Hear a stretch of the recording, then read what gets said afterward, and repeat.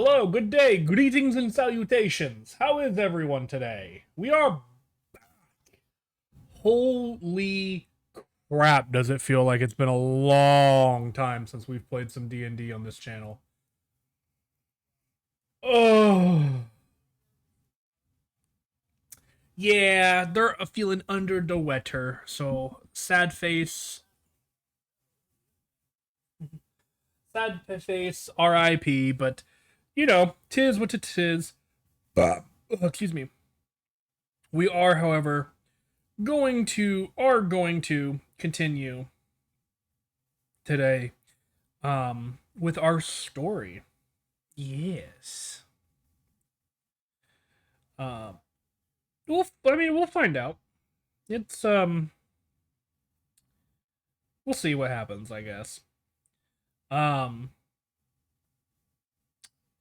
does anybody have any announcements, or is there anyone who's feeling brave enough to attempt the recap?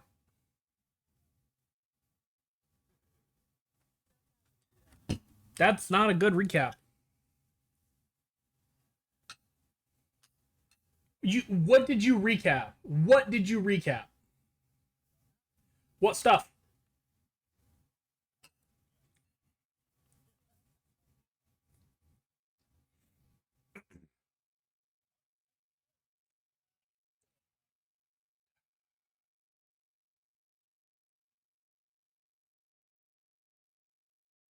I think Rom is about to get himself a non-paying job.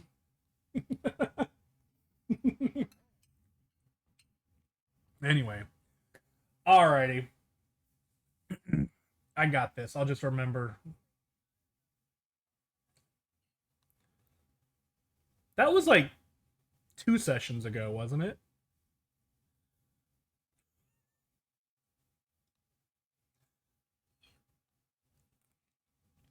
Eh. So,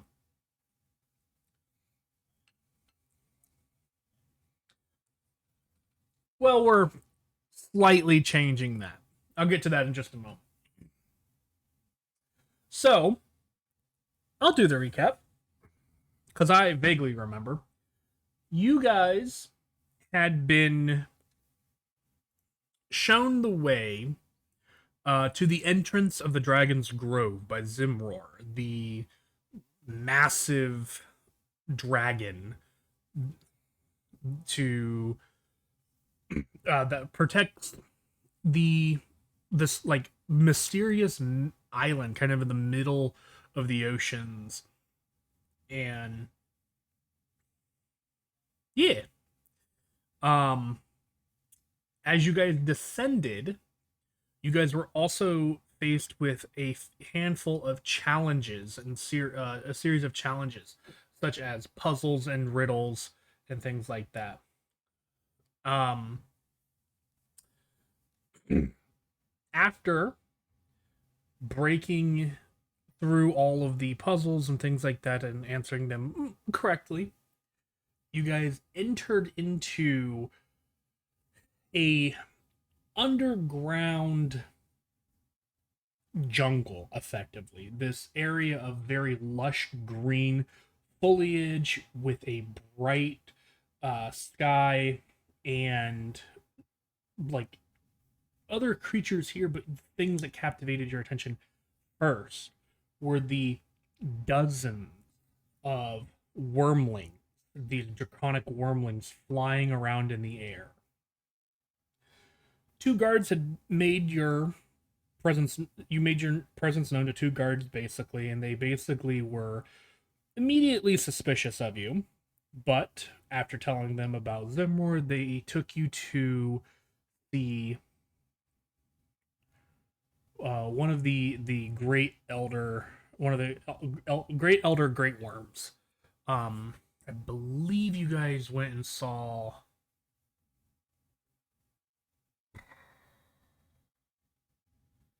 Was it?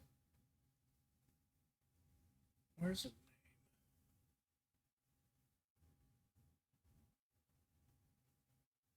Maybe I didn't write that down. Maybe. So you guys probably saw. You guys probably went and saw Felgros. One of the older great worms in the area. He very much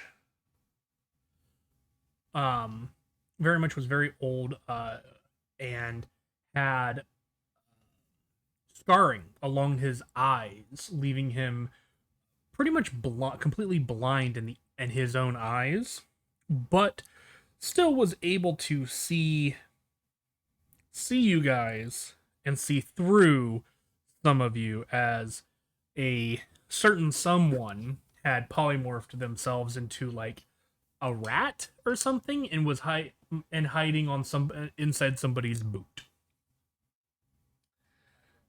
Mm-hmm. He basically said that there would be a contest in order to prove where you guys would what you guys would gain from basically being here and trying to get this platinum scale that you need for the resurrection of Dinok's wife. He left to go arrange for things and to situate everything and get approval from the silver light or the platinum dragon. And you guys were kind of left with these two guards at the end of the session. And what I had said prior was we were going to jump immediately into combat. But what I've decided since then was since it will take a little bit of time for um for this contest to be arranged and to be set up, I'm going to give you guys time to kind of wander and visit with these draconic individuals, these and see what this society of dragons has to offer to the group of you guys. And that is the end of the recap. And I will go ahead and play some music and turn it over to you guys. I don't know if I like that one. Hold on, I'm going to check this one.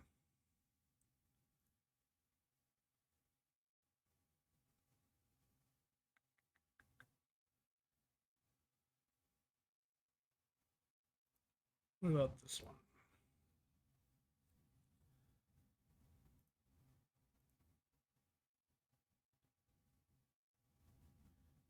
I think I like this one the best.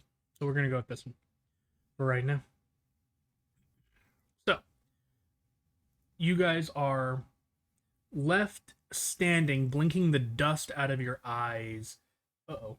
Hold on one second. I got to change some audio settings because apparently...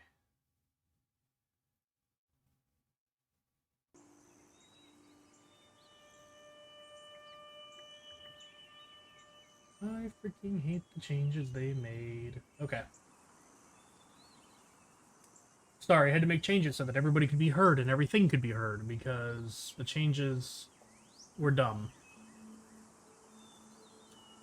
So I'm going to go ahead and turn it over to you guys as you guys are left standing, cleaning the dirt and dust out of your eyes after Fogalos flies off into the air from after his conversation with you guys.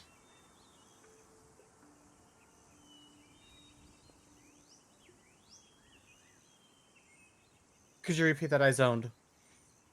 What do you guys wish to do now that Thogolos has left and you guys are left with these two, excuse me, draconic guards? Well, definitely ask to see if they have any magical items or components for sale. Probably with Katya, who is looking for new alchemical resources for the garden. Okay. Question: do you remember if Katya reverted her polymorph, or is she still squeaky? Last I knew, she was still squeaky.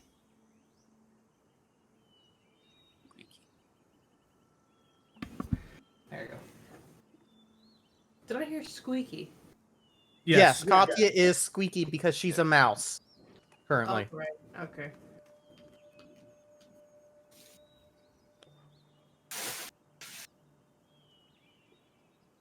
So Deanoch would offer to the rest of the group if you want to come. Mm-hmm. The guards would highly encourage the lot of you to stay together as a group.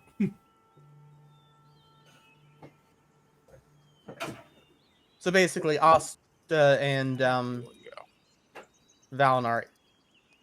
You want to go shopping? Sure. Hey, do you guys hear that in the background? Vaguely. Yes. The boom, boom. Yep. Okay. It's more just kind of a thunk thunk, but yes. Yeah. The neighbors are setting off fireworks though. Honestly, I'm Oh, surprised we don't have more of that here in my town. I'm so happy to be out of the big town to the north of us because they'd set off fireworks all the freaking time. Yeah, your town is an elementary school town, so Well, they're where more we are, content. yeah, where we are now, it's so much nicer. Like, I think all of the fireworks last night were done by like 1 a.m. Yeah. Like I said, you're in a town that was built for the elementary school there. Yeah, probably pretty much. So they're kind of all about making sure that, timing for kids and Anyway, the Sorry, guards. real world decided to say hi real quick. Yeah. The guards in this real fantasy world will will kind of like nod, and the one kind of just says in Draconic, "We will show you to the shops. The city township is this way," and they will lead you quite a ways actually, and you realize now just how massive this area has to be, because you guys probably travel close to a mile before you reach another or sorry, not another, you reach a clearing. And the clearing that this guard leads you to is absolutely massive. I'm talking probably the clearing itself is probably close to 1,000 feet in both directions as a square. And the buildings are huge. Most of the buildings themselves are designed to be about 20 feet tall, but only appear to have like one level up on them.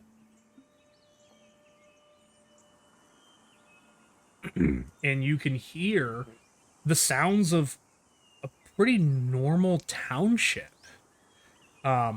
It's slightly different due to a lot more like kind of like gruff and harsher voices, but it's still a town with busily moving about people. And the crazy thing here is, and for all of you, you would feel this, just it being completely insane, for the lack of a better term, is you see a lot of individuals that look like dragonborns, very similar to like what Deanoch looks like. But then you see others that look to be of another race, human, elvish, halfling, you name it, it's here. And they appear draconic in some nature. Like there are some who look like a halfling, but their ears are pointed and kind of frilled like a dragon's frill. Others have like flecks of scale just kind of peeking out underneath their shirts or garments. And then there's others still that look to be mostly draconic, but like the head portrait of like a human. So like rather than like Dinok's snout, it's more flat and oval like a human's. And then there are others that appear to be completely humanoid, like completely looking like an elf or a human, dwarf, halfling, etc. And then you even see full-grown, massive, 20-foot tall dragon wandering the streets, talking and having conversations with merchants in these massive buildings as they go about their daily business, buying and selling wares and having a community. And then if you will pardon me for 1 second, I need to stand up and grab some dice. Look, I was more worried about grabbing ice cream, okay? I mean, that is fair. That is totally fair. Like, if I had some homemade ice cream, yeah. It's really good, too. It's Oreo. Oh. Huh.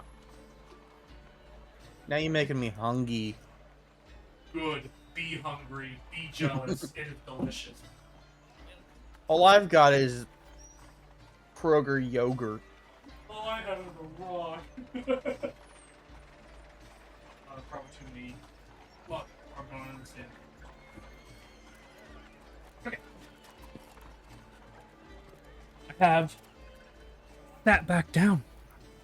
The guards kind of tell you to go enjoy yourself, but we will be watching. And they just kind of step back and let you go. Okay, definitely going to, Well, are there any unusual magical reagents here or something like that? Like, just out, like, the most simply visible? Go ahead and make a perception check. You know what I mean? Mm-hmm.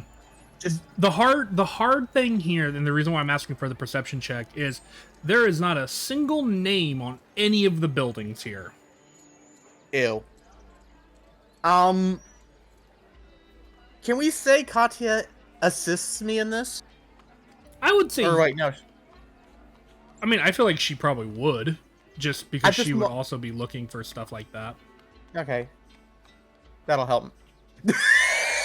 Okay, I'm gonna roll for the trifecta. I don't know if I would roll for that trifecta. Okay. Okay, Dinok and Katya are more just in awe of this place. So getting distracted a lot. Yeah. Yeah, so it is definitely one of those things where this is a place that, to your guys' knowledge, shouldn't exist.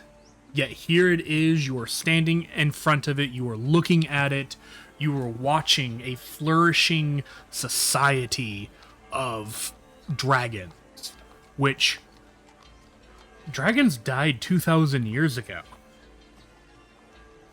Yet, The only dragon-esque thing we've ever seen was the zombie dragon. the Dracolich that you guys encountered, back in like...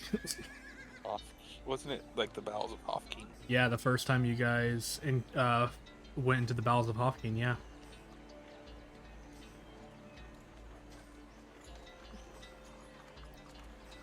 So yeah, again, like I said, Dinok and Katya are just like tourists in a big city. Well, I guess Valinar will look around for shop. What would you be interested in, Valinar? Valinar is really not all that interested in anything, and seeing as how distracted Dinok and Katya are, he'll probably just try to find their shop for them. Thank you. if it'll. Why did that not? There it is. Okay. 11. 11? Okay. Better than what we did. So What's Asta doing with us, or is she just kind of? yeah, I guess that's a good question. I think that's a good question. What would Asta's impression of this be?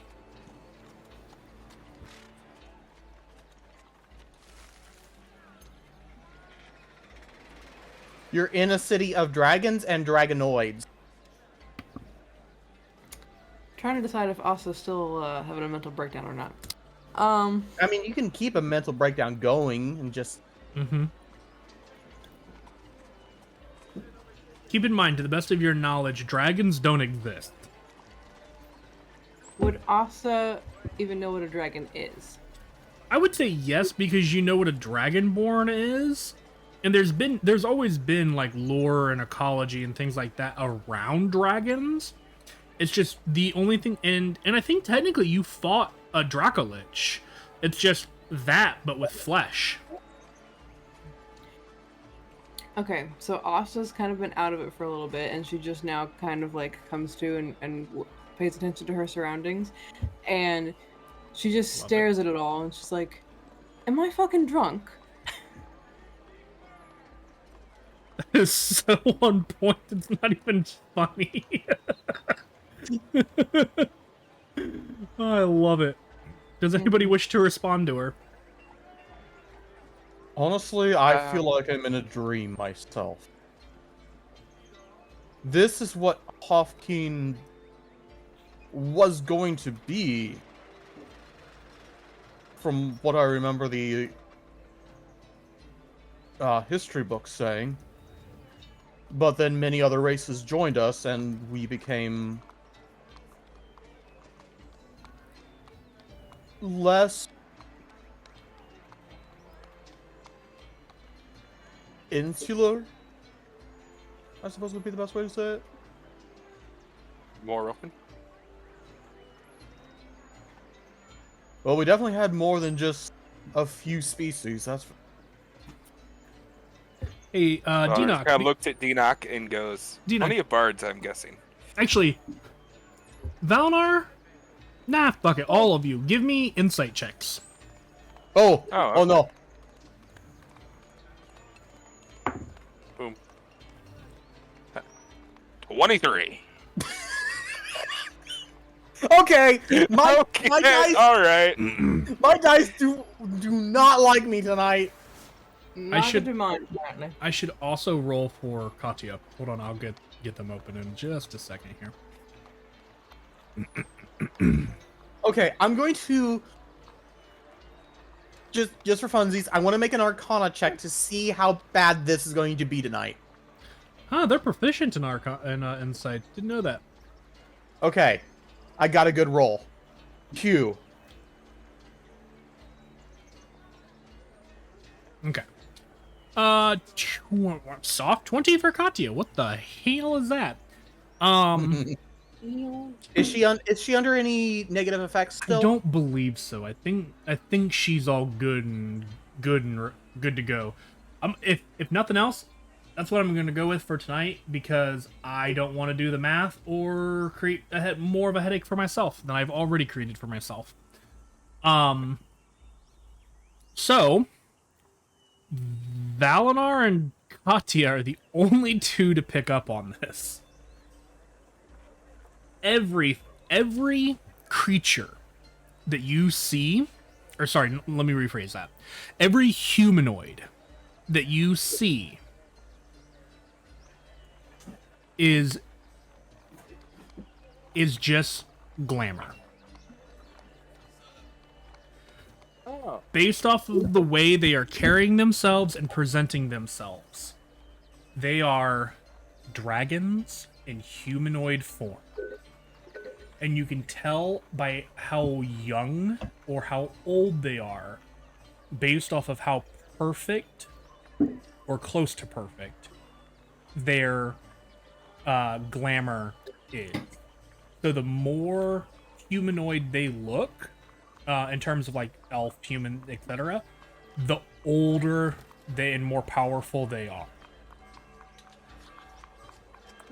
And the closer to a dragonborn-ish they look, the younger they are.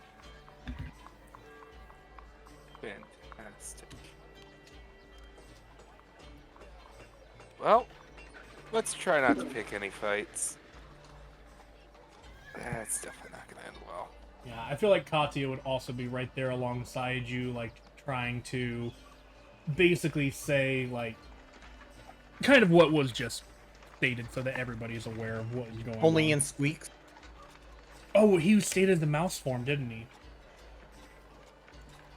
I mean, we can say he turned back into Katya. I mean, let's do that, because I don't want to look up the stats of a rat, because that's what he would have used for insight check. Somehow I doubt a rat gets a +5 to their insight check. Oh, rats are pretty smart. So after, quote, assisting me, unquote, she turns back into normal Katya. Yes, we'll go with that.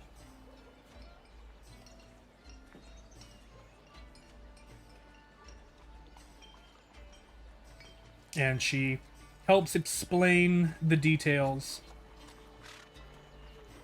and allows for everybody to have momentary panic attack as they realize they are literally at the feet of dozens and dozens of dragons. But yet they all seem to Enoch's be... just in awe. Well, you also know what a dragon can do, so... But you guys are still in an area welcomed to do what you want. Valinar's perception check of an 11 would turn up that there is a building kind of towards the end of one of these lanes here that appears to have more like overgrowth and like ivy and vines kind of growing on the side and outside of the building than most of the others. So either alchemy or the coziest little library you can imagine. Well, let's go hope for the library. I mean,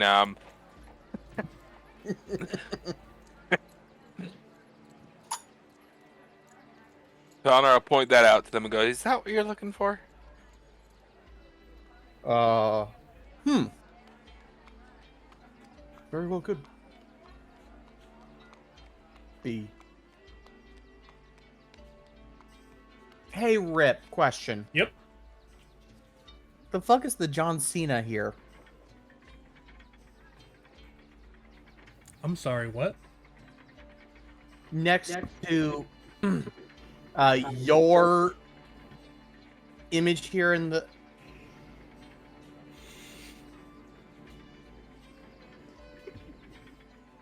It's got DM, John Cena with gray, then Valinor. Yeah. That's blind.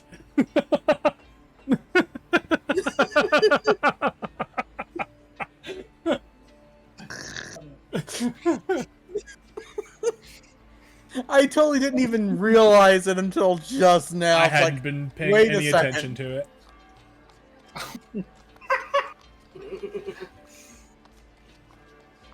blind, blind, blind. That is my wife's doing. Move my guy up, then y'all can see it below. By the way, he's got some kind of creature as his avatar. Oh, does he? Take a look.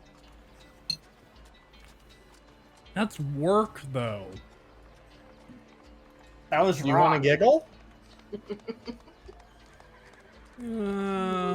Video names small. Oh, it's Rock. Yes, it's Rock. It's his it's the pet Cardin had. yeah, that Cardin had. But the way, What? I know that this is a little bit out of left field, but what's Rock been doing all the time while Hardin's been A, in the underground city, and now B,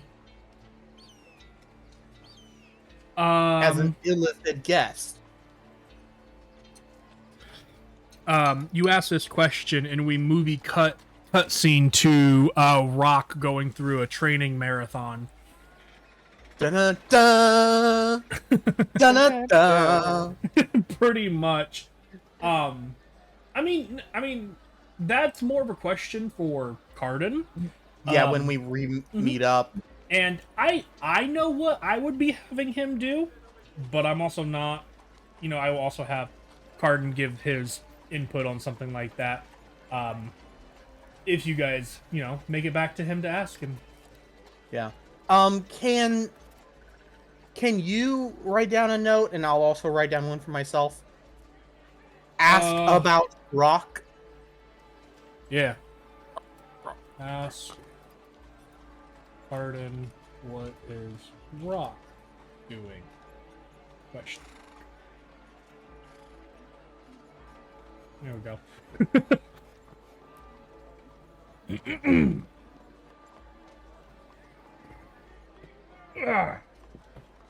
Okay.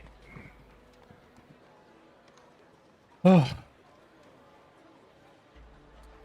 Alright, so what are you guys doing currently? Heading towards that, That shop-looking place. Place is either a shop or a library. Okay. As you guys walk in and so all of these buildings, by the way, are mostly made out of like stone and wood, but the front of the shop is complete, like the front, what would be wall, just doesn't exist. It's just a massive open shop with like an opening, like expanding the entirety of the front of the shop. And remember, these buildings are about 20, for the sake of D&D terms, they're about a 20 by 20 cube. So it's just this massive open shop, effectively. It's almost a lean-to. Kind of. And as you guys approach, you see a beautiful elven woman kind of standing in the shop, about probably close. Honestly, this woman would be pretty close to about 6 feet tall, and is currently watering some plants that they have on a table. And as you guys look closer, they have all kinds of different plants and flora from one side of the building to the other. Hair color? The hair color is like a platinum blonde, so very, very bright blonde.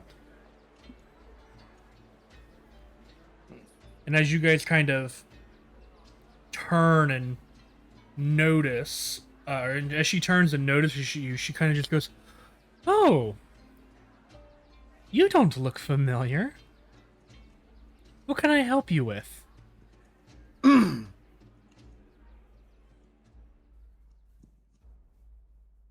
Hello, we are interested in procuring... Well, first off, figuring out what you have. We're new here. Clearly.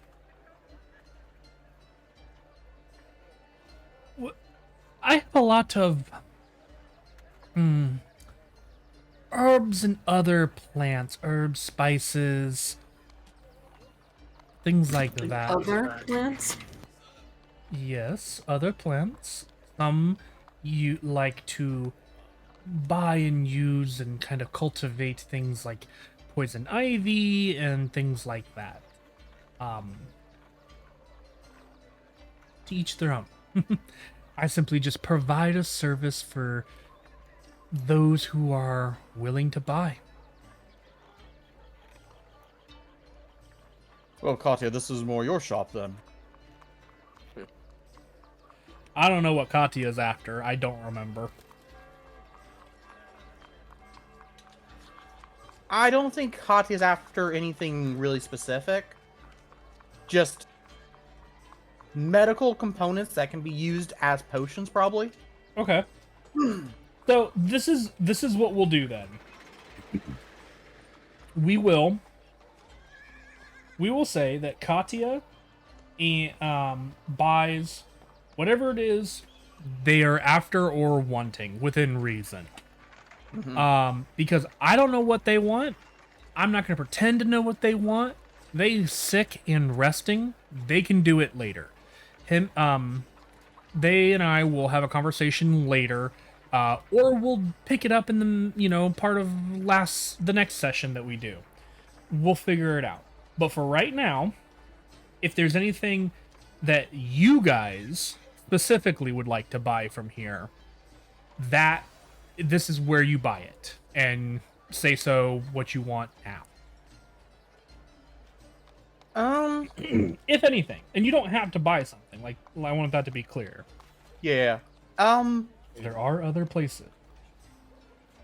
Well, let's see what kind of normal flowers she has.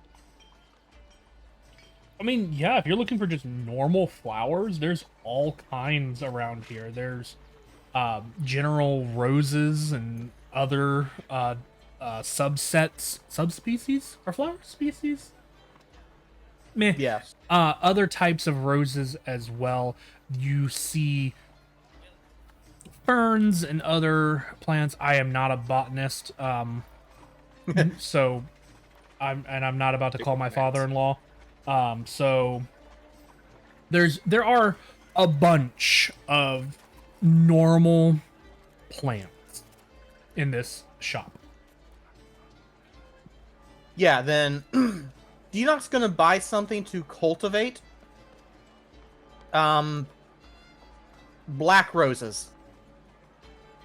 Black roses, okay. So you want Which is Gorbash's favorite yeah color of flower. Yeah.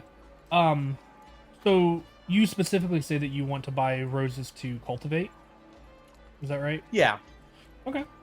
So what would happen here is she would actually get you a starter rose, as well as some of these black rose seeds, so that you can properly grow the roses that you would need. But yeah, she gets that, and she would charge you probably a silver coin.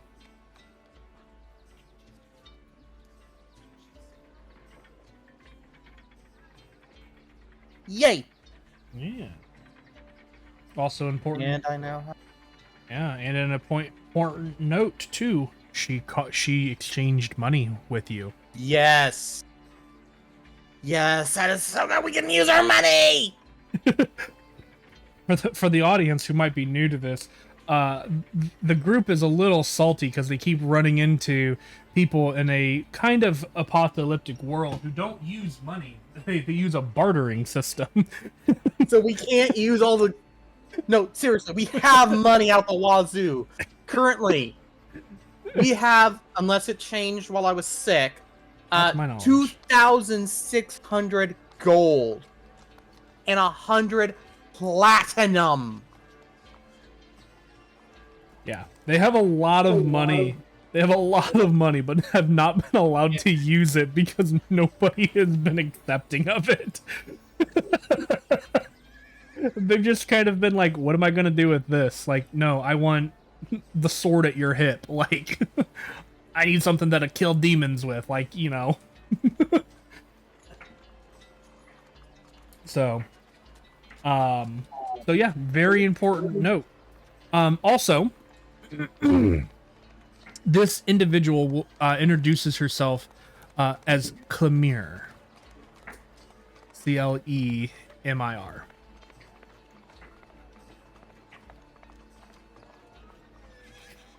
If you ever have any questions or needs for your floral needs or even some concoctions, please don't hesitate to come back, and we'll have a conversation, and we'll make sure that you get set up with the proper ingredients, soil, etc. And she gives you guys all a welcome, a warm and welcoming smile.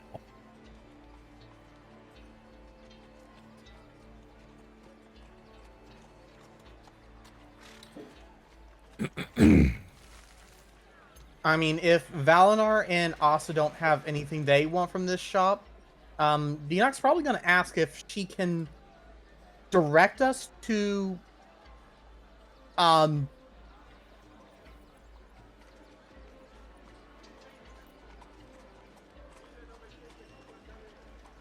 on, brain's loading. An alchemy shop or a magic tool shop.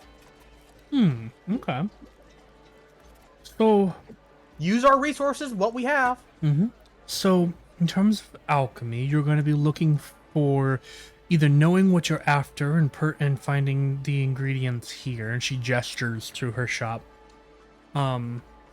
Which you and Katya will be going over, yeah.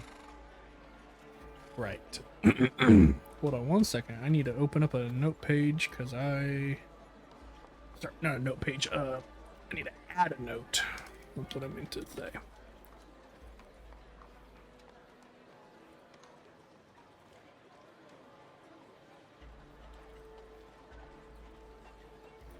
Okay, sorry. Making a note to myself because otherwise I'll forget because I'm really bad about that. I feel you.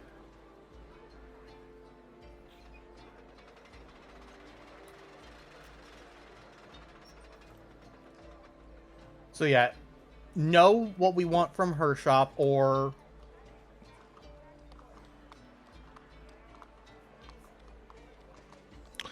or you'll want to go kind of down. She'll give you directions. I don't have this place mapped out other than in my brain. So basically she's gonna give you don't want to directions. commit anything to paper just in case you Correct. Because well, if I say, oh, the magic shop is 2 doors down, but three blocks behind that, then I have to remember that when I make if and when I make a map. Yep. I get you. So she gives you directions. You'll want to go see. Hold on.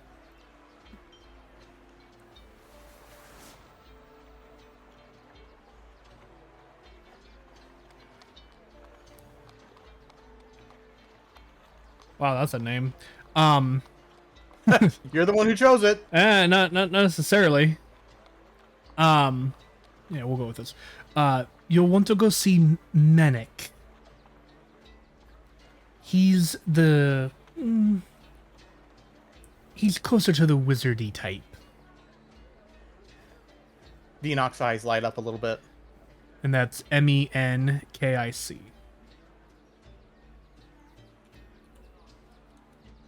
Yeah, that's a name. Not the one I was originally looking at. The other one, the one that I was looked at first, because I have a list of dragonish names, was like Necronorhathorak or something like that. I'm just like, that's a name. We're gonna move on from that one and come back to it. Okay. Fantastic name. Beautiful. Great. Yeah.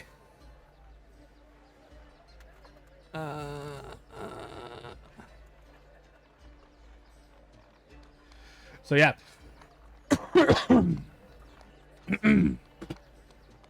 So you guys go to see Menick? Mm-hmm. Cool. Oh, and make a note for Katya that pretty much has free. Him and I will talk about it. Yeah. Like I said, I don't know if this will be something we do on stream or not. It'll probably depend on how much he's wanting to bargain, etc., etc. We got money, he can use it. Mm-hmm. Hallelujah. In fact, Hallelujah. Hallelujah. I will send him a message right now while I'm thinking about it. At some point we need to talk about what you want to buy from shops.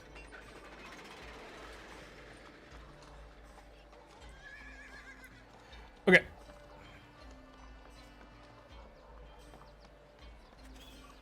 Ugh. All right. So, as you guys enter the building that you were given directions to, oh shoot, I gotta readjust my mic. Hold on. There we go.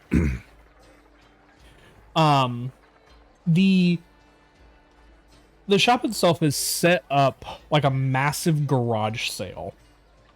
Everything is kind of set on a table.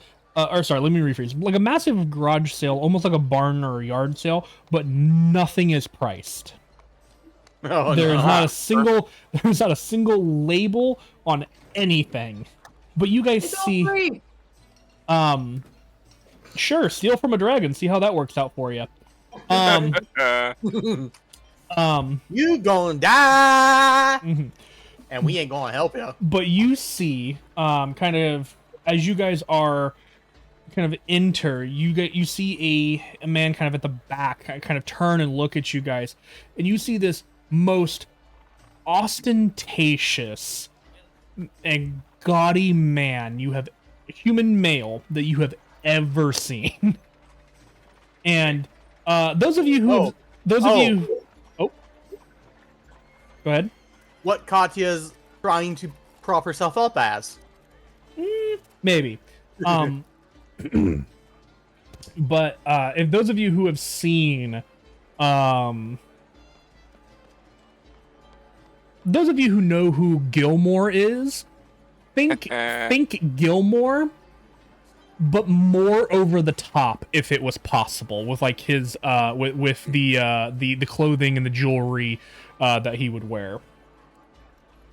And he turns and sees you guys, and he just goes, "Oh my, visitors from a strange and far-off land."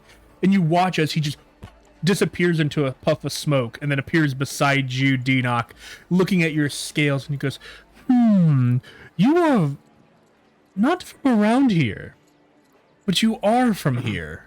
Fascinating." And he like circles around you in an uncomfortable way. Yes, Oh, where are my manners? Of course, I am Manic.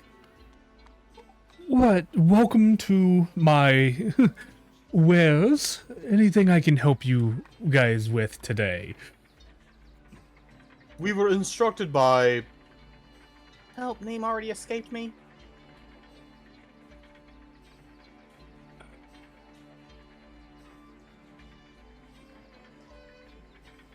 Flower shop lady. Sorry. I thought you were talking to somebody else completely. Clemere.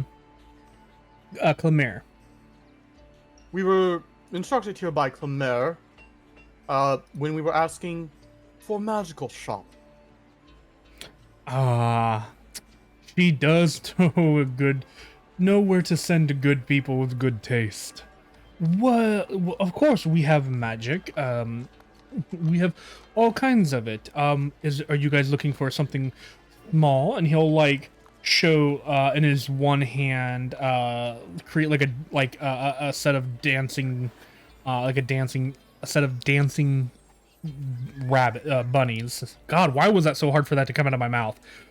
some dancing bunnies in one hand, just kind of dancing on the palm of his apparently just kind of dancing on the palm of his hand. Something small, or something smaller that's kind of more theatrical, and you'll watch as like an illusionary self kind of steps out from behind him and just kind of strokes his own chin. Or are you looking for something much larger and grandiose? And he'll like throw his arms up in the air, and you'll watch as just a massive hold on, I gotta think about this, because this is technically important. I think they all. Oh have. no. Oh boy. No, I think it's fine. This just this massive gold dragon appears behind him, just staring down at you guys, and it just and then just vanishes. Tell me, what is it you're after? What is it you seek? Well, that was something. A man of great theatrical know-how. Presence. The best word. I suppose magical tome or scroll. I wish to expand my repertoire. Haven't had a chance in a good while. And maybe some magical items for our team. Okay. Magical tomes, you say? Anything in particular that you're looking for? Anything that you feel tickles your fancy? Or any type of magic, I guess I should say. Any school that's tickling your fancy? Now here's the thing, I don't have this prepared because I didn't think we were going to actually be able to buy things. Okay. Like, you need to tell us in advance that we're going to be able to buy things so I can look at spells and stuff. I said we were going to give you an opportunity for shops. Oh, I don't... That might have been in video, and you may not have been there. Yeah, I was sick, remember? Yeah, my bad. I vaguely remember that. Tell me, what is it you enjoy doing with your magic? I just look over my shoulder as Tim kind of effervescences into existence. You watch as his eyes kind of dart up, acknowledge the ghost-like creature, and then turns back to you. I see. Tell me, do you know how to siphon? No, not siphon. Remove that life force from an individual. The spell that's coming to my mind, I believe, is within the fourth circle of the arcane knowledge, but I could be wrong. After all, studying for as long as I have, the fourth circle seems rather, well, boring. He just kind of smiles a little bit.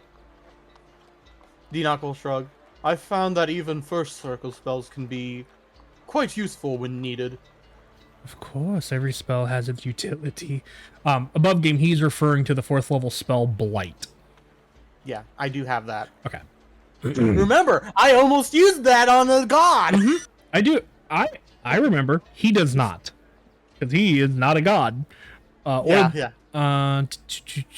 Okay, what else would you... And Deanoch will say, after mentioning the first circle, I do believe you are talking of the spell Blight. I do have that. Yes, okay. That's been useful.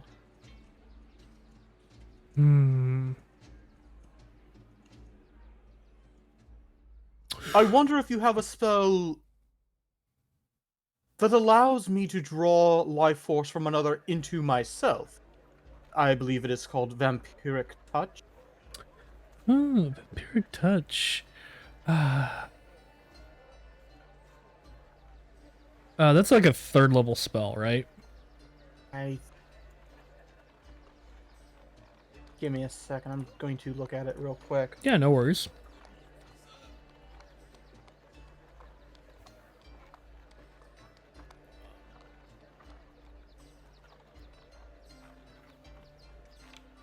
This is literally what I can think of off the top of my head of things I need for Deanoch. Yes, third level.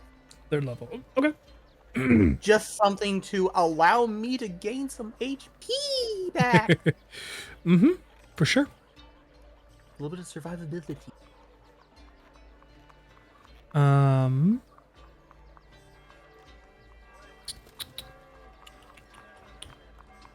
Third level spell.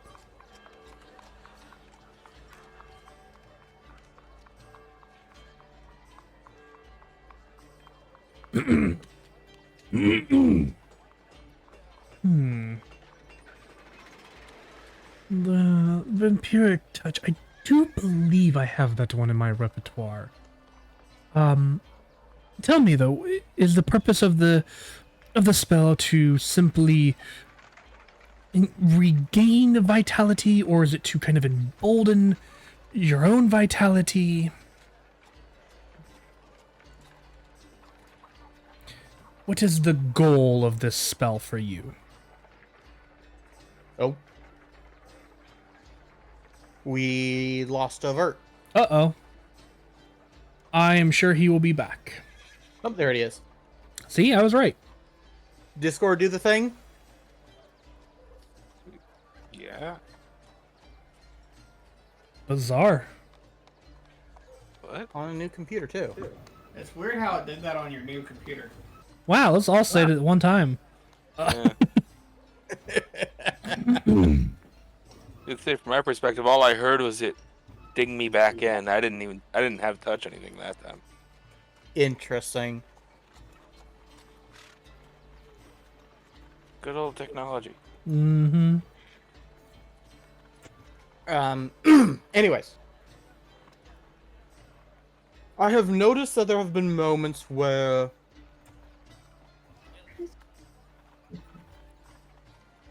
I'm so happy.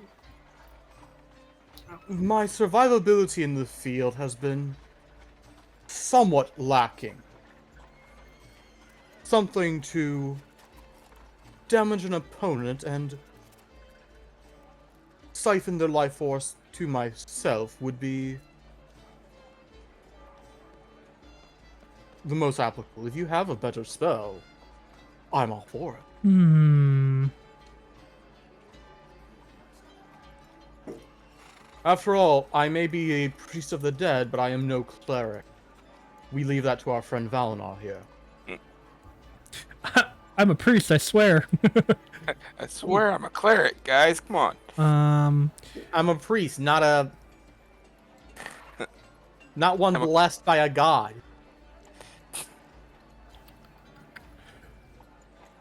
There is a spell By the that way, I am thinking of, but I cannot remember the name of it, and there's just so many spells. Yeah. So I'm very quickly trying to find it. It's just not going very well. Because I don't want to give you the wrong description of the spell.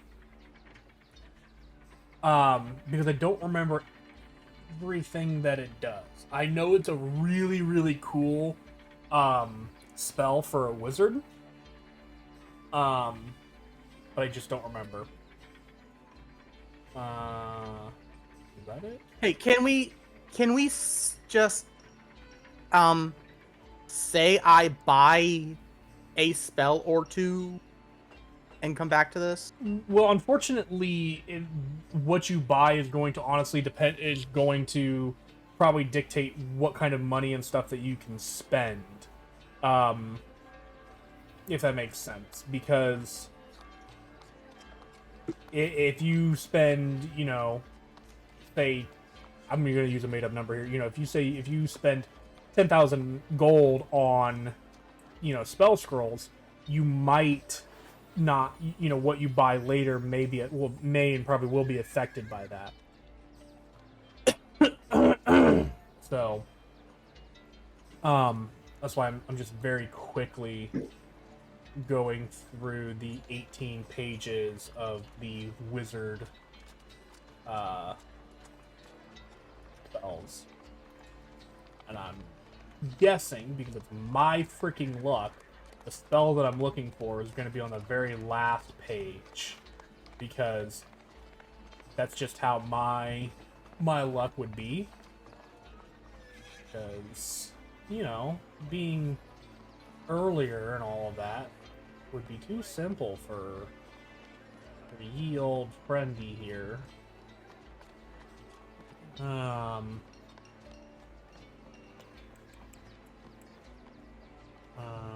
Or it's not even here at all. Well, fuck. Okay, well, then fuck that. So...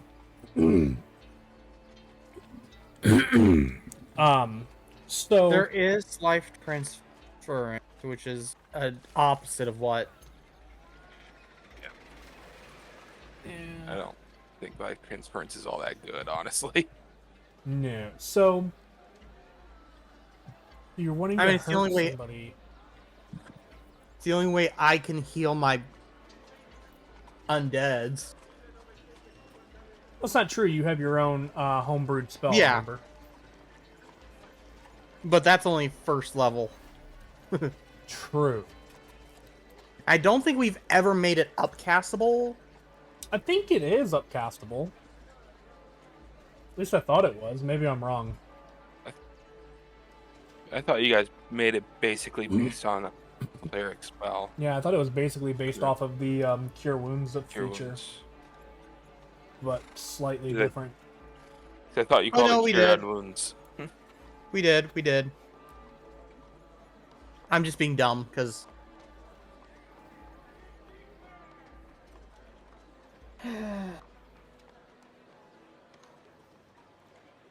Okay, well, I don't see what the one that I was thinking of, so I'm gonna go with the one that I've made in my brain.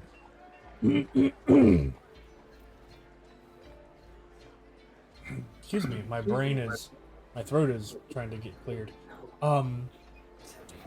So there is that spell, but there is also a spell of my own kind of design and dabblation. You see, it's a little bit of a higher tier spell. Sorry, I was burping. But it does something kind of similar to what you want to do. It just doesn't have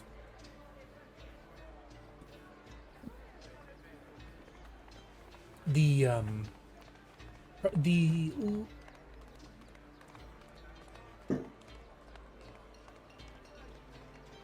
I'm trying to think how this would work.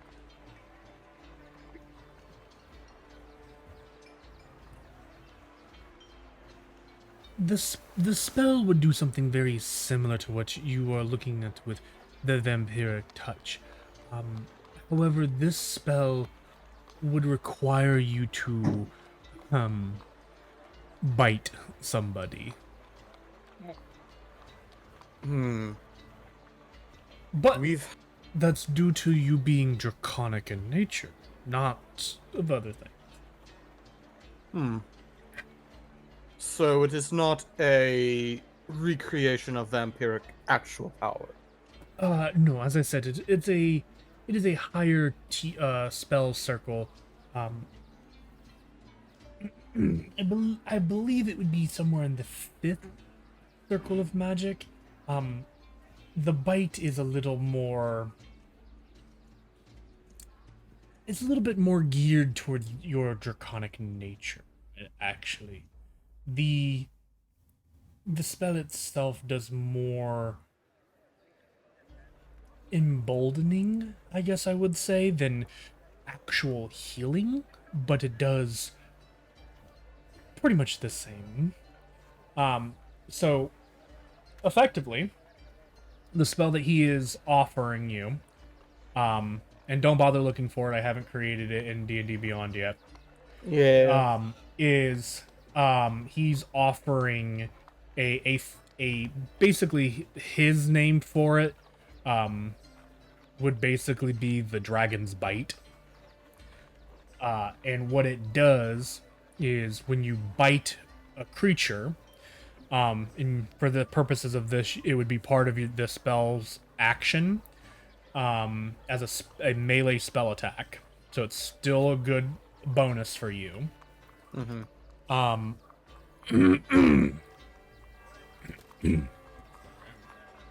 going to Dying. Yeah, for whatever reason, it is. I have a frog in my throat, and it will not go away. You gotta stop deep frogs. But frog legs are delicious.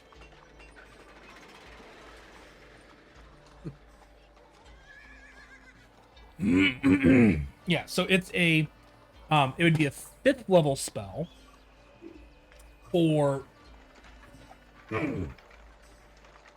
a fifth level spell that would deal 3d10, or sorry, would it be?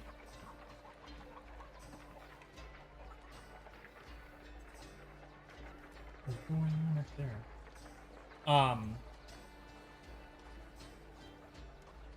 That's 8d8. Sorry, I'm mathing out the balance of it real quick.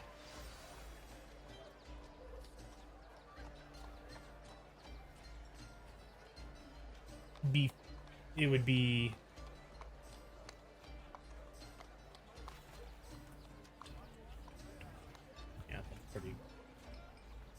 pretty solid.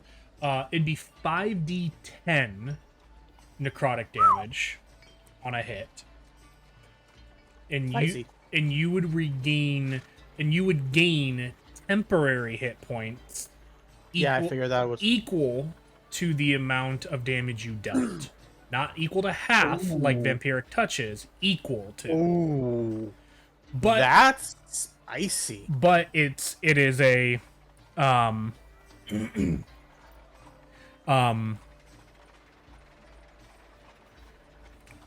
higher level spell, and it's temporary hit points and not actual hit points.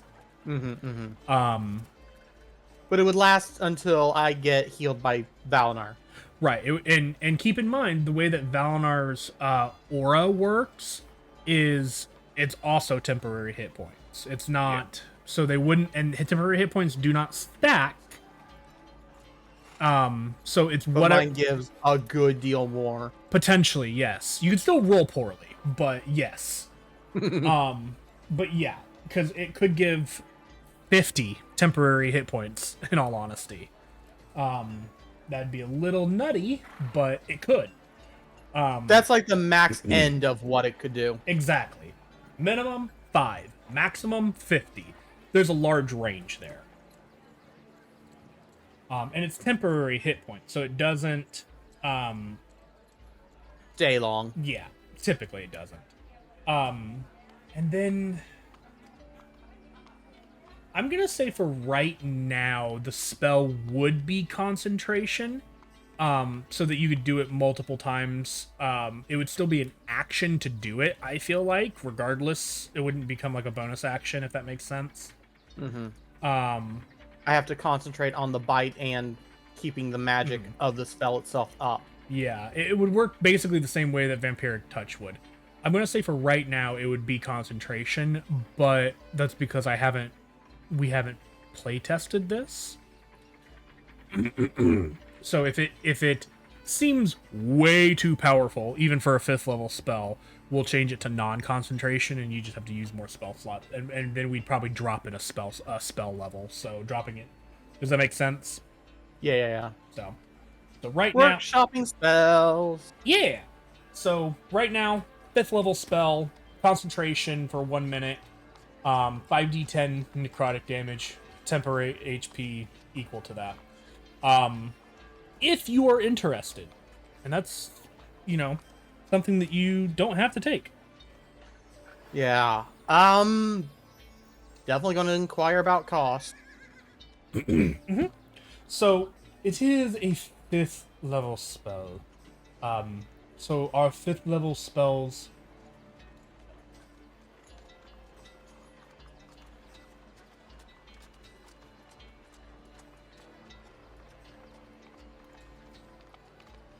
creating after that. So I'm pretty sure 5th level spell scroll of this nature. It is my own design, and it's kind of uncommon, so it would be kind of rare, but also not a lot of people want this kind of a thing. So, let's say 2,000 gold pieces? If that is what you wish to utilize as trade, or if you would rather bargain, I'm open for bargaining as well.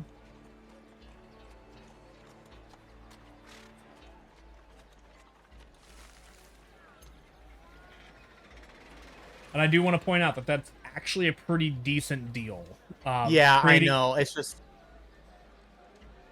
still a lot of money, though.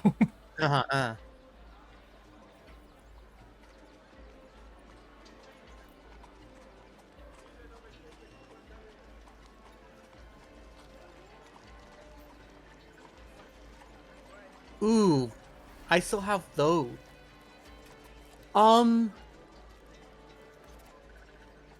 Mayhaps we can supplement some of the coinage with materials. Sure, I'm fine with that, as long as the material are useful. Have you heard of Umber Hulks? Ah, interesting beasts, or creatures, I guess.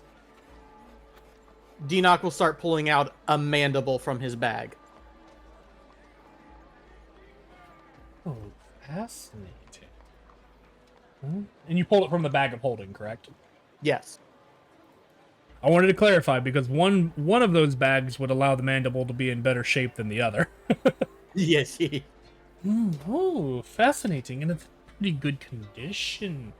Large. I have multiple of these. I have some husks and eyes, all from Umber Hulk. Oh, really? The eyes would be definitely fascinating. Yes, that could make a very interesting shield or something with those.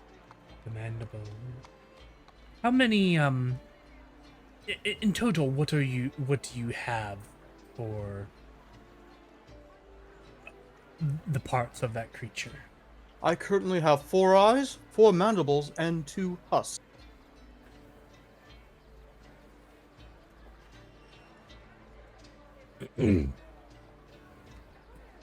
Four eyes, 4 mandibles.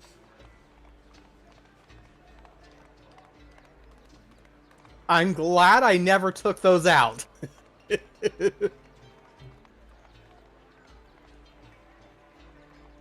Umber Hulks are CR 5, I believe.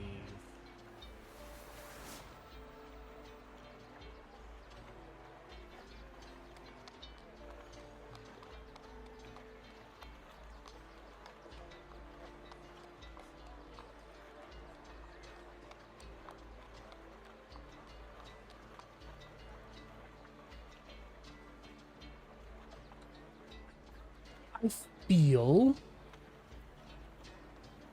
that if you would like to do a trade for, let's say, the eyes and the mandibles.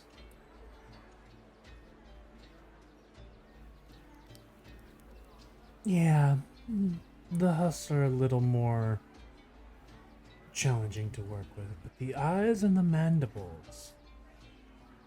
Ooh, actually, as he has another idea. Oh, yes. I'll trade you for the eyes and the husks.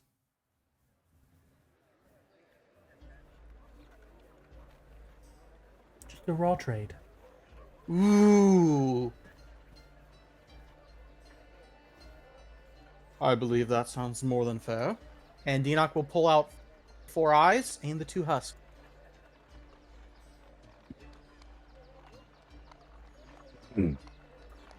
I am so glad I...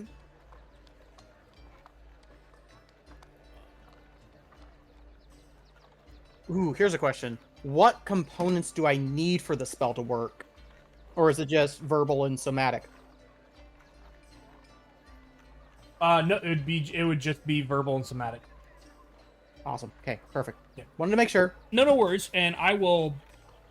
Because if this guy was a bit more dickish, I would definitely see him you know,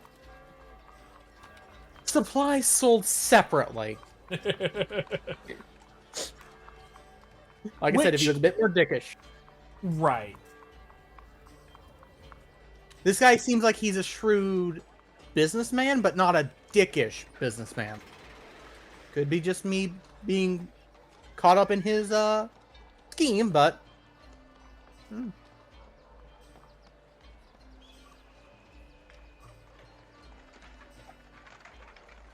I'm basing this just off of he's offering a 5th level spell for only 2,000. Yeah.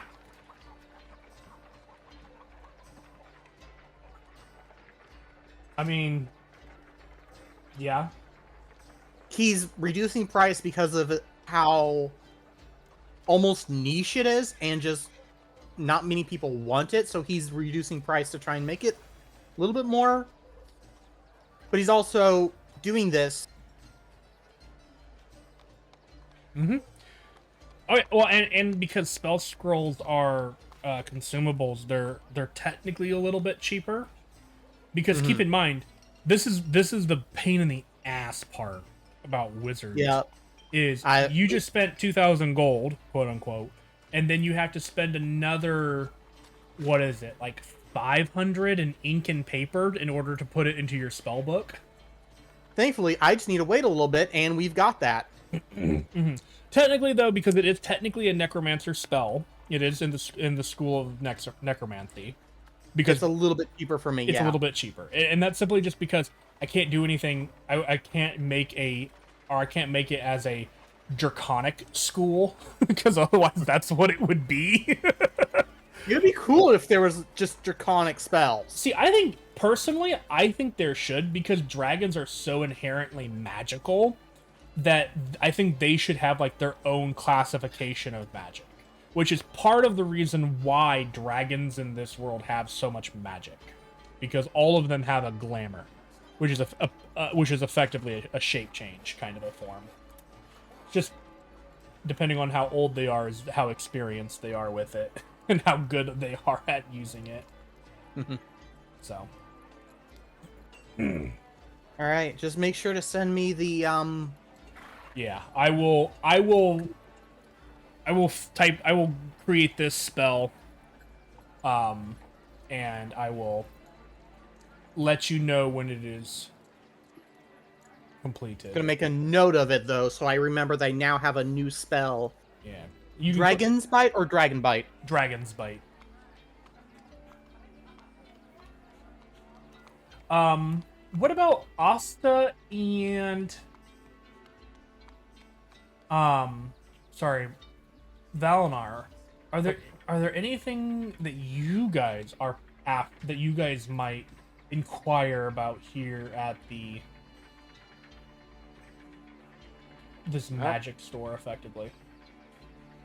Not particularly. Valnar just kind of has out for anything interesting, but he's not really.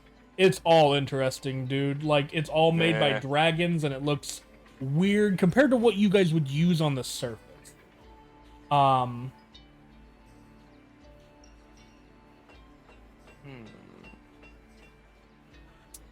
But as you kind of unload the Umber Hulk carcasses and eyes, you watch as basically wisps of smoke kind of appear and take these objects from you, Denoc, and you also watch as a sketchbook kind of flutters over, and beside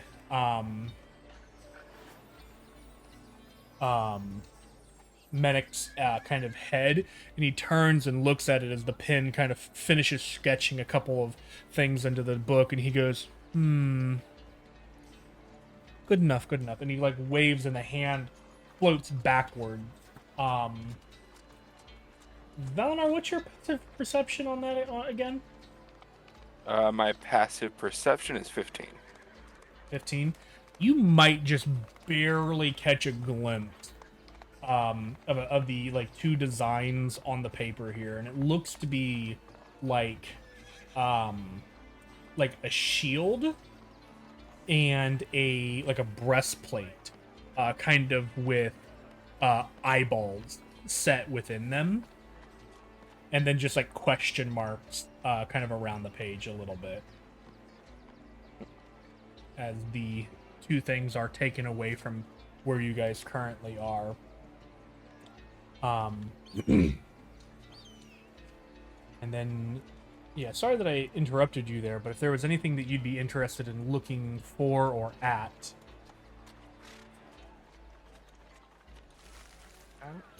Not really. A temple would be more your style. Yeah, it's the only thing I can even think of that I doubt would even be here. I'd have to look it up because it's a spell component. Never know, this guy may have it. Well, I remember it's a reliquary. I just don't remember how much it is because it had a cost associated. What's the spell? I think it was. I forget. It's one of the ones where you summon something. All right, let me My conjure. brain's not even working. Conjure right celestial, conjure elemental. now. Oh, I think it might be. It's summon celestial. It's a 5th level spell. Conjure celestial is not a 5th level spell. Summon celestial. Ah. That is a different spell, and that might be a Yes. 5th level spell. It is a 5th level spell. Yeah, it's 500 gold piece reliquary. Mhm.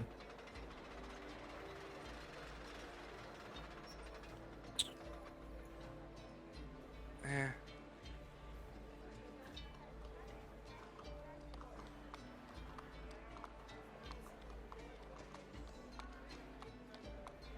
Even then, Valinar, I don't think even has enough really to cover anything. You have the party funds. Yeah. I also have a few things in my inventory I'm not using.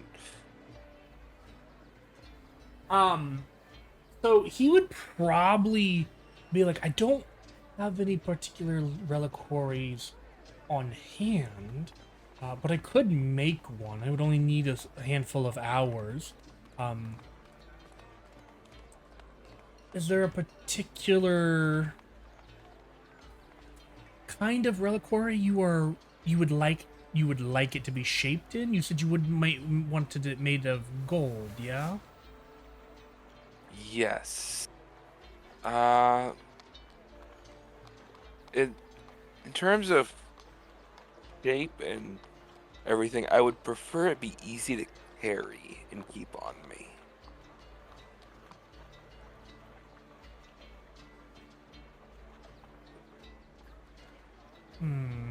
Size does not matter in this case, then. I'm just gonna look something up real quick because I Does want to it make sure I'm thinking of the right. Does it need to be shaped in any particular way or have any resemblance to anything? Why did my character sheet close? Okay. Not particularly. I'd prefer it to be dedicated to Geisma if possible. Okay. Where did my spell go? There it is. Yep. Needs to be worth at least 500 gold piece. And my thing only says golden reliquaries, so Mm-hmm.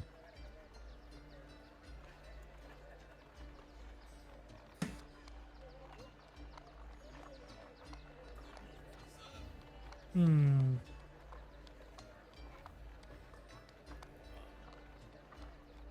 The spell doesn't consume the reliquary, right? no, it does not. I assume since a reliquary is like a box, you basically open the box and release a celestial. Is essentially how I'm assuming it works.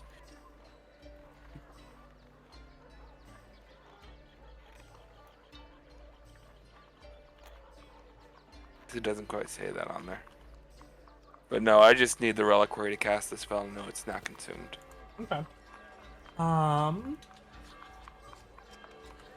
He's gonna look you over for a moment, and he's gonna look at you up and down, and he goes, "How do you feel about jewelry?" Honor just kind of shrugs and goes, well, I used to wear 2 or 3 necklaces at once. Gangsta. Um, what if, and he brings his sketch pad back over, and he very quickly sketches a, like a small, like, box that hangs from a chain that appears to be like an earring. He goes, what if it was designed something like this? Still small, but condensed. Easy enough for you to wear and carry as a earring, and...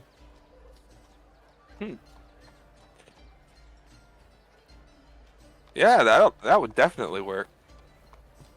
In the back of Alinar's mind, he's probably going, it'll probably scandalize most of the other clergy, so definitely let's do it.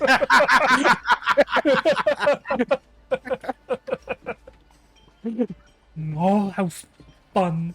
I will begin on this soon. He kind of like rubs his hands together. Sorry. So you guys can go ahead and just mark off another 500 gold from the party funds or whatever, however you guys wish to do that. And you will have your earring, effectively, that will function as a reliquary. And I'm glad I was able to trade, because that means now we can buy it for you. I was gonna say I have a couple items. I have at least 1 or 2 items on here I could sell if need be. It all depends on what you want to do. Do you want to offload that stuff so you just don't have to worry about it anymore first, and then we can figure out price? Well, I can definitely sell the cracked drift globe, since I don't think any of us need light anymore. Yeah, probably not. I have no idea how much it costs, though, because I don't have a cost in my thing. Cost is all determined by rarity. What's the rarity of? Uncommon. It's wondrous item uncommon. Wondrous item uncommon. So, if I'm not mistaken, item rarity uncommon.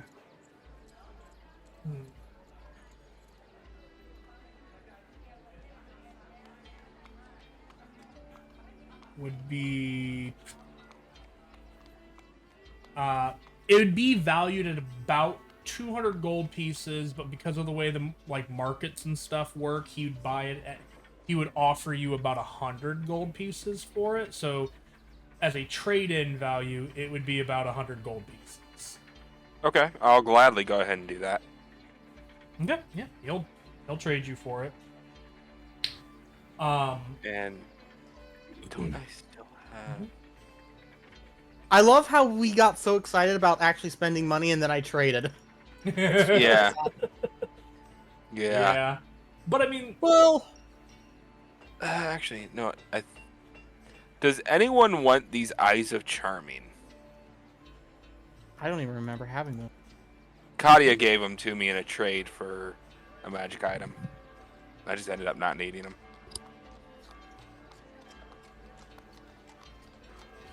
Probably not that useful either, are they? You can cast Charm Person 3 times a day. Yeah, again, not that useful. So I'll gladly sell those if no one else wants those either. And they're the same thing, wondrous item uncommon.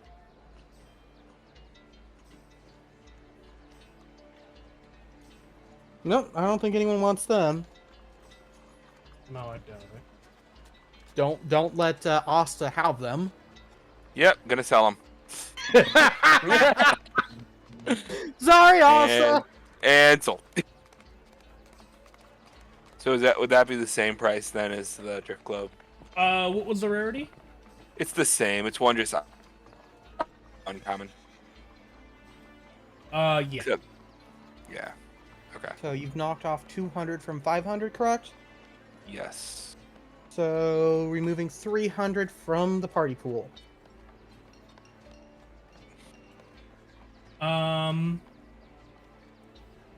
Can one of you guys? Yeah, don't really care who, but somebody roll me a d3.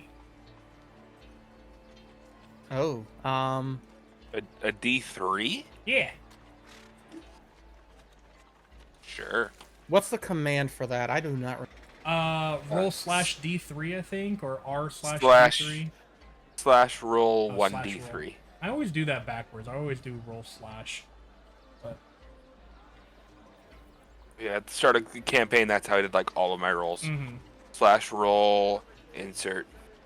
Mm-hmm. You can also roll a d6 and just 1, 2, 3, 4, 5, 6. But Yeah, I can't seem to get that to. Yeah, there there it we went. go. 2. Okay. Okay. Yeah, it didn't pop up for a second, so I was like, huh? Ooh,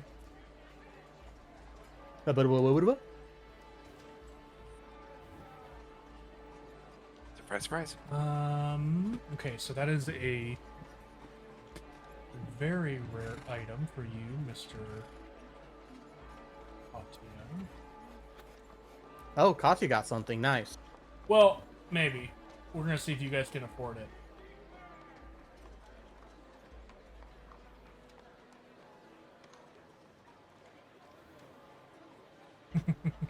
I'm Oh wait, what did I say it was? Go. Rare Got item. it. Okay, thank God. I didn't think you guys were gonna be able to afford it otherwise. I was like, oh no. Well, oops. Hmm? Nothing. So, yeah, we'll go with that full. I'll say for the sake of this, Katya sees an object that his attention is drawn to that he would enjoy or that he would like, and I know this from Katya himself. Not necessarily the item, but the functionality of it. It's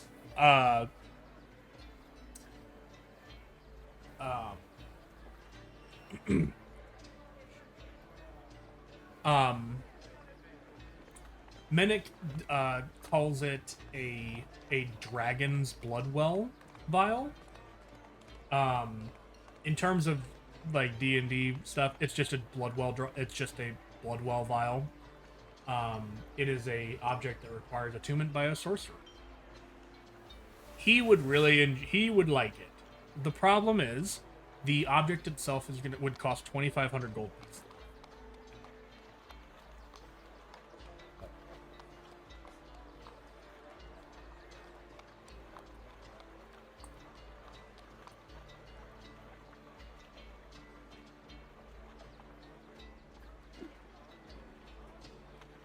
Give me a second to figure out platinum to gold. 10 to 1. So 1 platinum, 10 gold.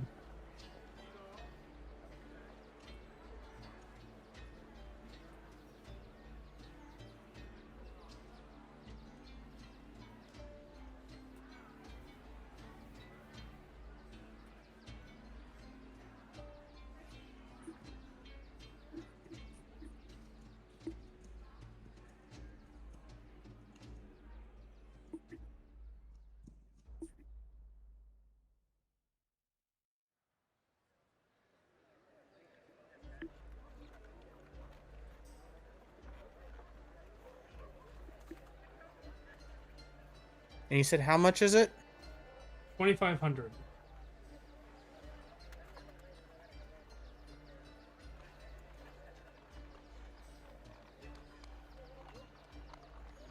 Let me. Oh.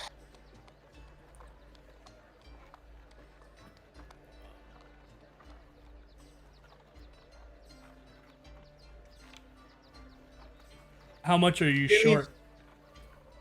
Just 200. I'm working on converting the platinum down to 250 to help my brain. If you click, go. if you carry, I got it. I got it. Well, I was just gonna let you know, in D&D Beyond, if you click on your money, it'll tell you at the very It's top. not in my character. Oh, okay. It's in the bag of holding. Okay, understood. In my notepad for it. And Katya now has a blood well. Oh, okay. I was gonna say he could throw in some money too, but if you're gonna do that, that's fine. He can choose to repay me, or we can just say, you know, for all his work with the greenhouse and healing potions and stuff. I feel like Happy birthday, Katya. I feel like he would have to. Happy birthday, Rona. It's his birthday after all. Yeah. I'll Hopefully let him. we'll have another. Hopefully we'll have another game for him to use a birthday crit. Well, hopefully, because hopefully the next time we play, we can do some dragon fighting. Okay, so I went ahead and added that to his character sheet. That's good for him. I will let him decide whether or not he pays you back any money or not beyond that. Mm-hmm. What about Asta? Is there anything that you feel like you would like to buy?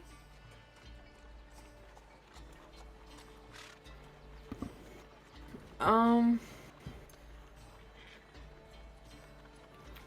mean, I don't think there's really anything that would interest her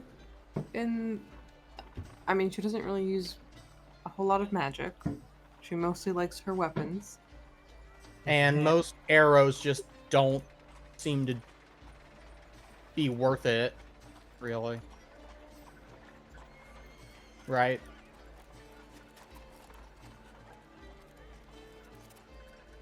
I don't think we've I mean, I've used the magic arrows sometimes, but not very often. You probably still have some of those sleep arrows, too. I do. I've been saving them for when they are absolutely needed. You mean like when you get to the end of the campaign and you still have most of them? We'll see what happens. Sure. He's just calling out all of us at this point on that one. Hey, I'm guilty of it, too. I said all of us. I did not specify who. I feel personally attacked for how I play video games. I try and use potions. I just get to use them. Are you saying you're so good at video games that you forget to use potion? No, I just get so absorbed in the fight, I forget I have potions to heal. Oh, that's fair. And I panic, and I'm like, what? I can't heal! Why am I not healing? Oh, I have potions. Why did I not use them? Anyway. 5 seconds earlier. Yeah, boy.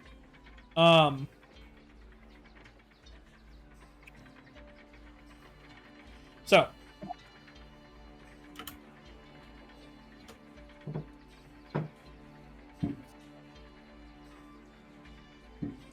Is there any...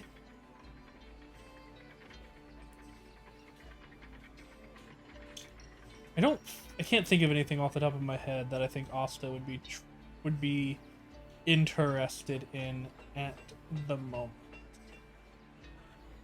Okay, yeah. Not off the top of my head, anyway. We can come back to this later, But- too, saying Right. you may have thought something in the corner of your eye, but you didn't know if you wanted it yet. True. Because we're not going to leave immediately after the fight. Correct. Exactly. Unless we're kicked off. Well, it's a good thing we don't have a murder hobo on our team. Xenos! At the moment. Turns and looks at Asta, who is currently having a mental breakdown. Right. She's not murder hobo. She grins maniacally. She's just murderous. And the difference is... You have a home. You're not a hobo. Okay. And Xenos did not have a home? Yeah, technically. He wasn't really part of us. Oof. Well, he was for a bit.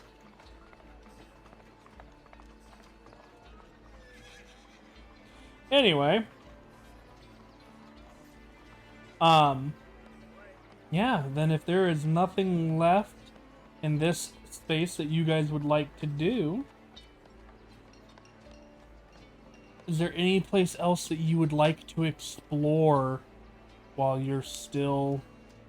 We're gonna go full tourist and just kind of look at the area, maybe buy some food. Mm-hmm. Yeah, so the place around you is incredible. It is rich with plant life and animals. The dragons here are absolutely flourishing, and there are once again reiterating a point that you have that you found interesting when you first arrived, because you saw them flying in the air, is that you see both chromatic and Metallic. thank you, dragons living here peacefully among one another. And in some rare cases, you even see some crossbreeding occurring, or at least people who are courting each other. And it is this unique and weird harmony of these draconic people and just living their life in this Near Utopia? Near Utopia, yes. But in this subterranean utopia that is just beyond your comprehension. How this exists, you're completely unsure.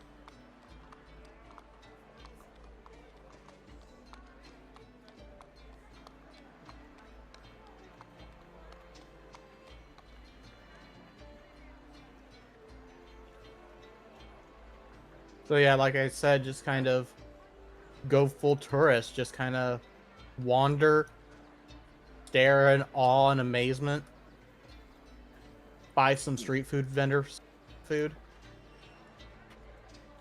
Yeah. Do you think they get troubled by the demons? Like, at all, or do you think the demons just kind of, avoid them? I think it's the demons got their ass kicked so hard they're trying to stay away to lick their wounds for another fight.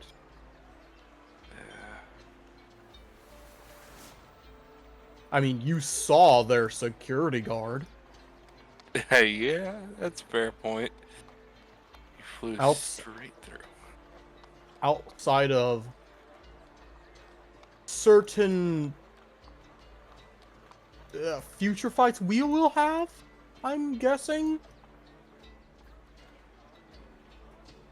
I don't see anyone else being a match for him.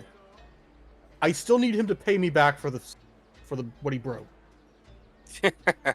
I will die on that hill. Good luck with that one. You're probably gonna need it.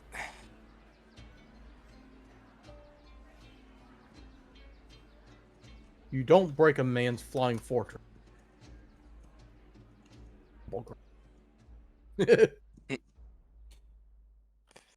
How often does a man have a flying fortress that he has to say that, though? In D&D? Sure. But more often than you'd think. I've never had a flying fortress in any of my D&D games. I mean, they're ships. Not Still. that far from a fortress, depending on how you run it. Yeah, still haven't had one of my own. Hey, maybe we can ask Retro in his game. Anyway.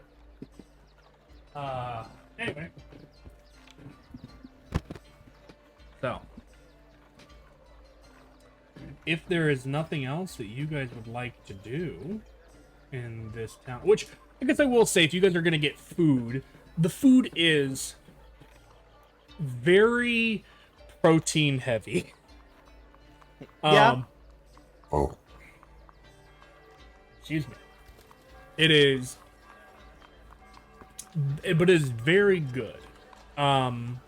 Everything you guys get is like roasted and cooked right in front of you, by like this red dragonborn, literally, or not dragonborn, this red dragon who is kind of younger, who is 100% using his dragon's breath to cook your food. Well, at least we know it's well cooked and thoroughly. Yeah, like he's literally doing that thing like with fire fire spitters where he's like taking your food, holding it up, and just going, and then handing you your, fully cooked food.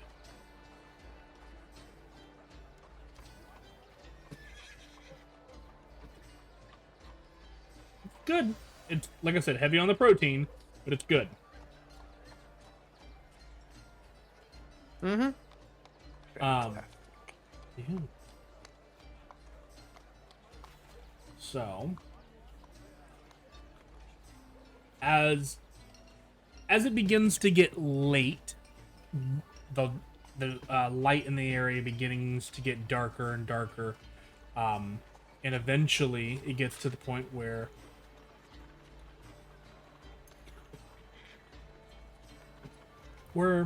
you can see most of the dragons beginning to head off back to their respective domiciles for sleep.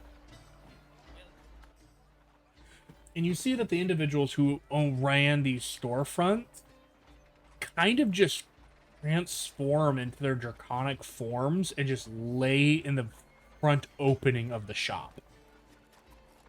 Huh. Take up most of this place. This place is fairly utopia-esque, so. Well, and not to mention, have you ever seen a dragon get one-shotted? Not in this game. Fair enough.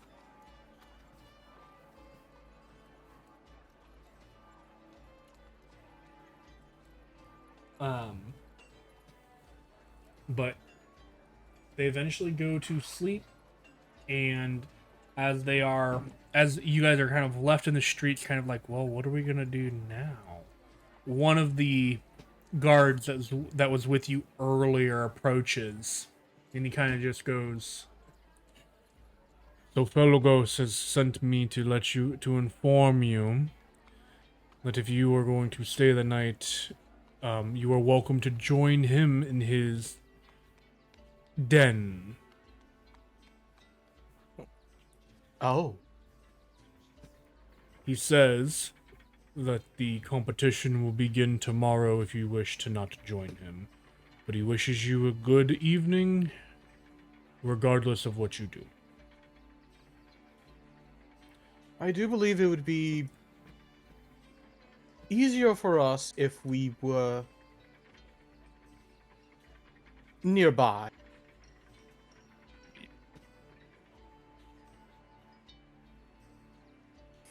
We shall take him up on his invitation. He nods Plus. and kind of just... Go ahead, Valnar. Plus, how often do you have to rest and sleep in a dragon's den?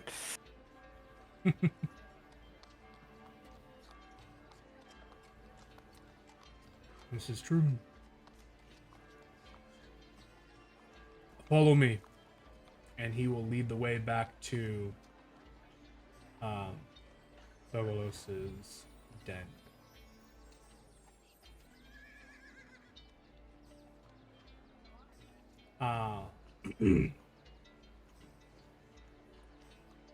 So, you guys head back.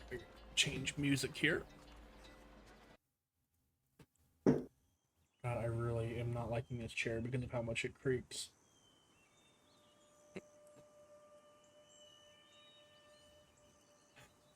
I apologize, but my other chair broke, and so this is literally all I got unless I sit on the floor. We don't hear any creaking. Oh, you I don't? don't. Okay, well, I do, and it annoys me. Well, unless someone else hears it, I don't think stream can. Okay, cool. They probably hear it, everybody can probably hear it when I get up, but just sitting here, it's creaking and it bugs the ever living crap out of me.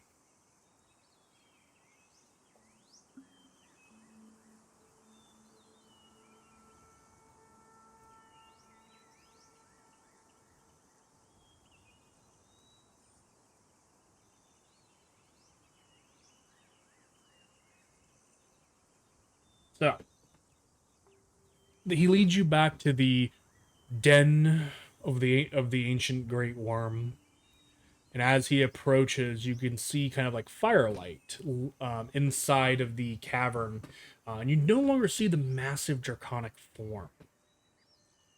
And the guard kind of goes, "Vogelos, I have brought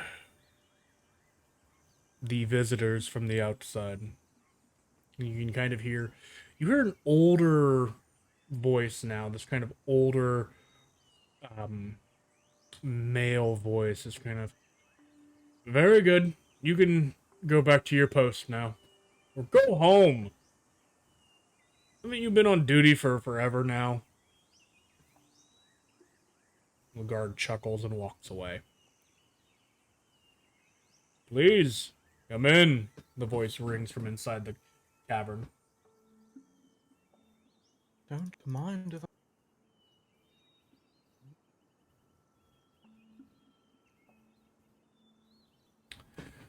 You enter into this cave, and you can see that there's a fire kind of back at the very back, kind of just inside a small recess with its own ventilation chimney, and a handful of chairs kind of strewn about. And you can see one, this older, kind of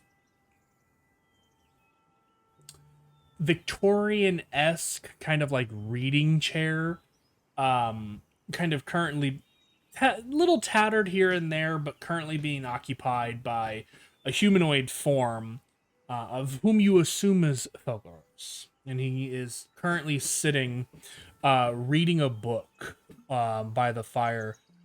And you can, as you guys approach, he kind of looks up and just kind of says, "Welcome. I'm glad that you guys took me up on my invitation.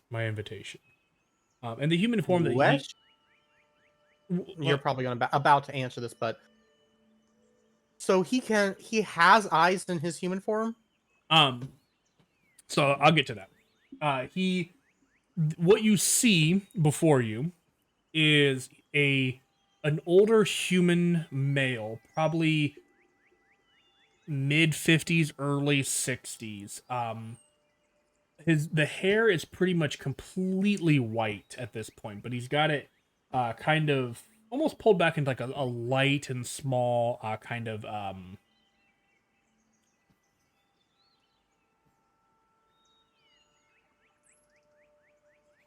fucking brain. What's the hairstyle that's going out of fashion that people keep trying to bring back? Top knot? Ponytail. Nope. Man bun? Not the ones off the top. Not the one I'm thinking of off the top of my head. It's Good. not like pulled back into like a ponytail. It's I would have lost like, all respect for him if he had a man bun.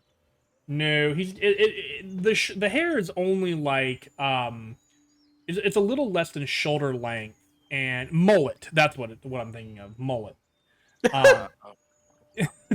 But it's kind of just swept back a little bit into like a short mullet. Again, barely comes past the back of the head. And he's wearing clean shaven, wearing kind of like a series of ragtag pajamas, if that makes sense. Like it looks like are you guys familiar with like quilts and how quilts are originally designed with different patterns from different families? As they united, they just kept getting bigger and bigger, but everybody just kept adding their own random patterns to it? Yeah. Not really. That's how quilts were originally designed. So basic.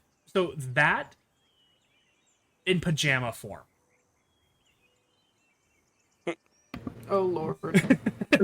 Beautiful. But it shows it shows a story in a sense, and not one of like any ancient knowledge or anything like that, but it shows like family lineage.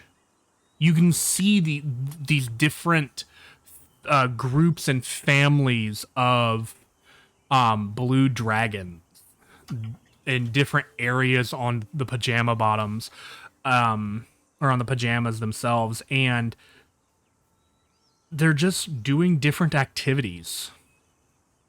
So yeah, that's what you see on that. His eyes, however, as he looks to you guys, milky white, still completely blind. And taking that in out of curiosity, you all look down at the book that he was reading from, and you see that the book is written in what we would know as Braille. But to you guys, in your fantasy world, looks like there's a bunch of lines on it.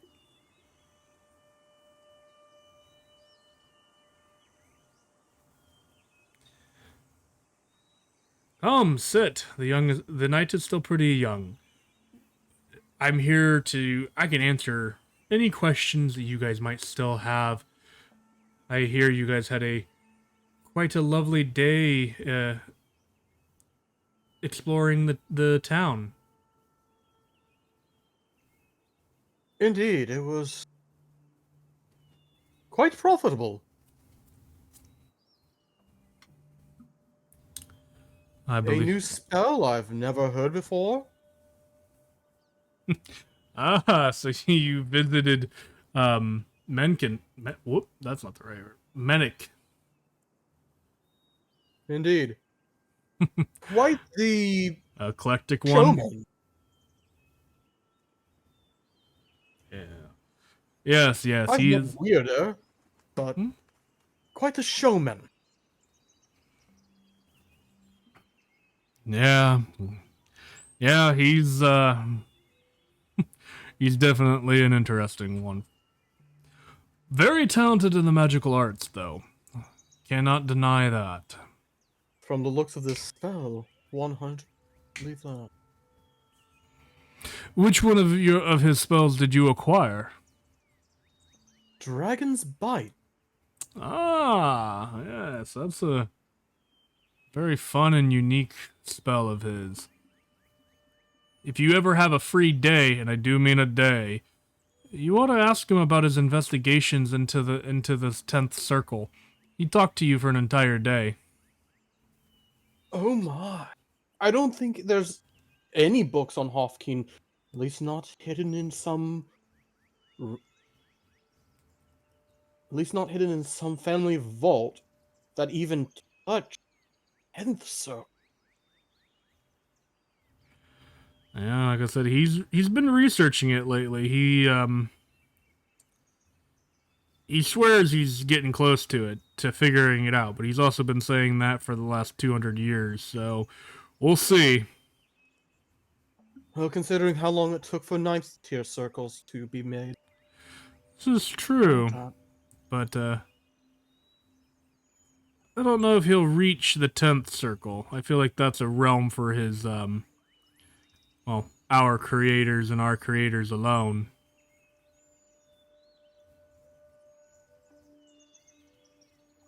Hold up. Mm-hmm. Does Denock need to make a roll for that one? Because I don't know if Denock's heard of that or not.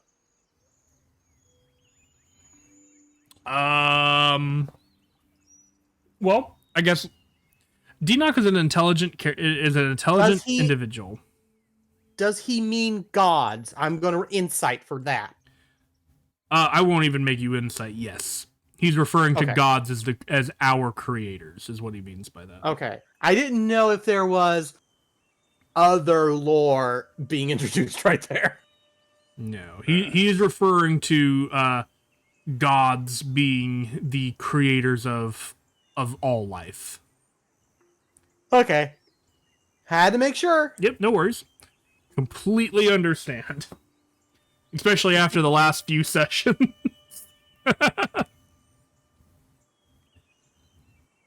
You've given me some tasty bits there, my friend. I'm looking for more. Yeah, well. Tasty bits.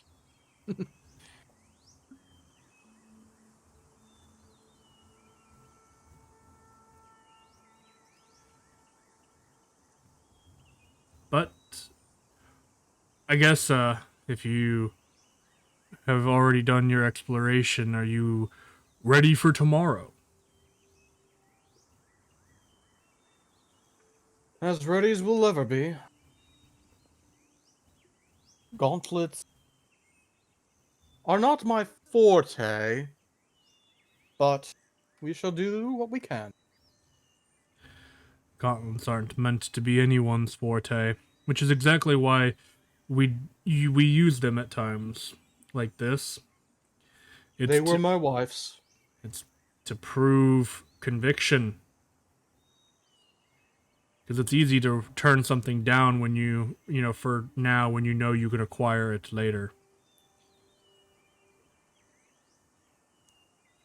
Especially, My wife was always one for all-out battles as long as she could.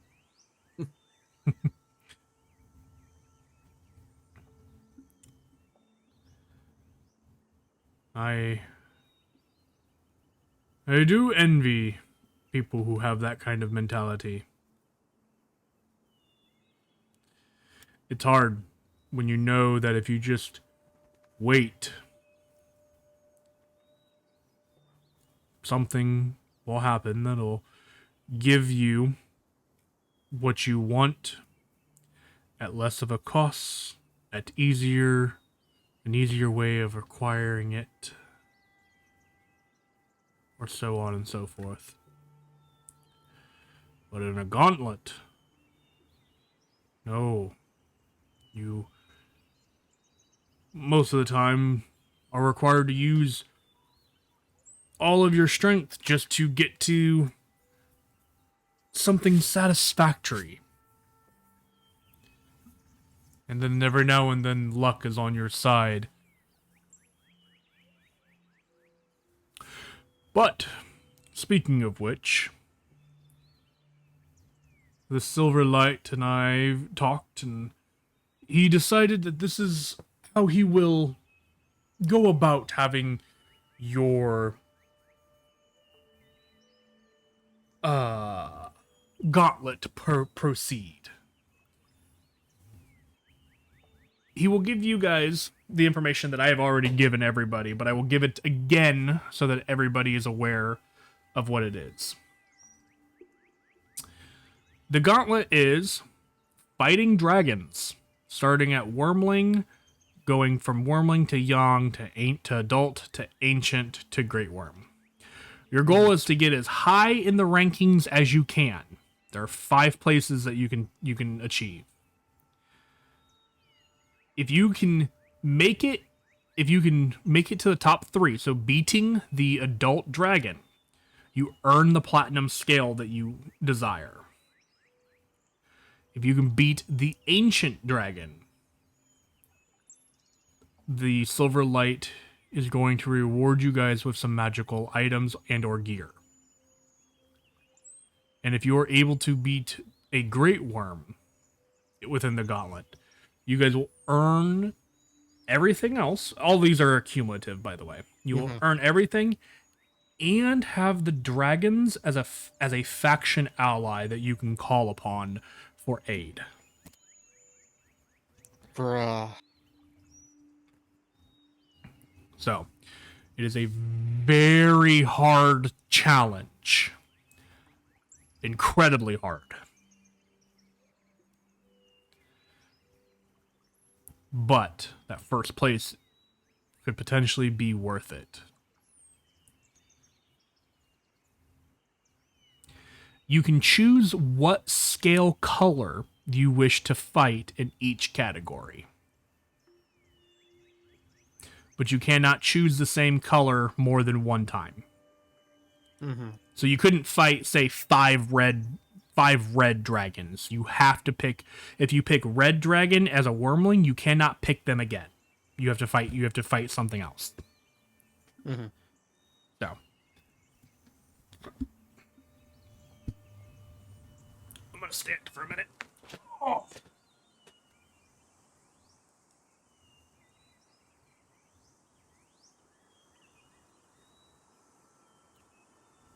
Any questions about any of this? Anything that I could answer for you, or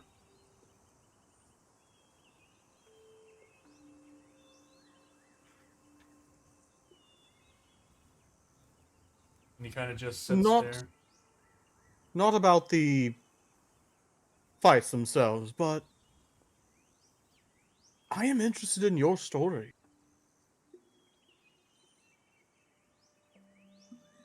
Ah, the story of this old man, old dragon story. Why? Outside of the gods, you probably have the most knowledge.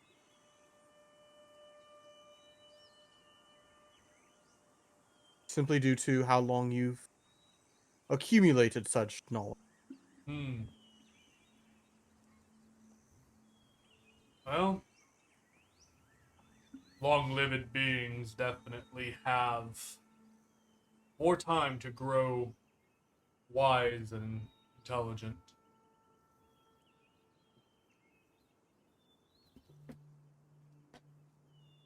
But don't be fooled either. Individuals with long-lived lifespans often also grow bitter and cold.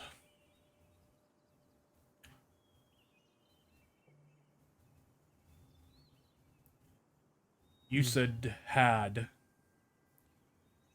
used past tense verbiage with your wife. Though it seems to me as though you have either lost or are losing her.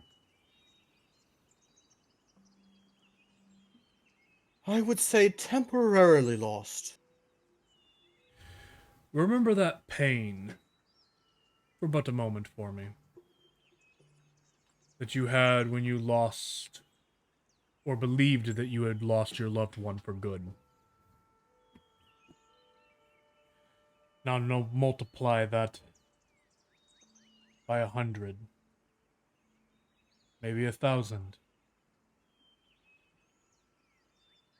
Depending on the age of the dragon, depends on how many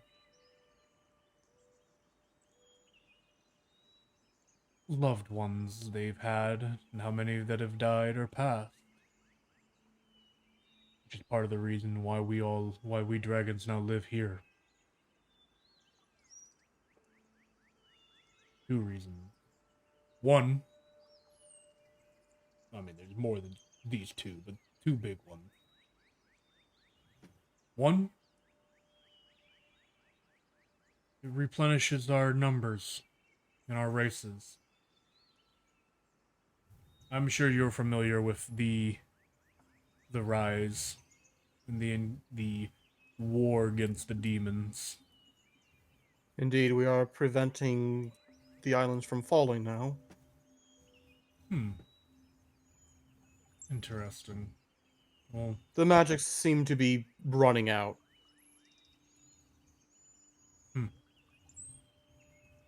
Interesting. But thanks to Scientia herself, we have a way to fix that. Good. I'm glad to see you be doing God's work. God's work. um.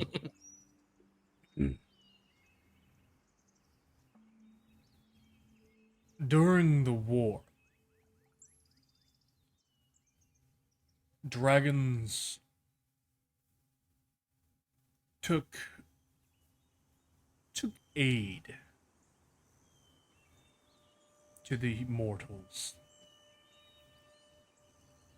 And we helped in a number of various different ways.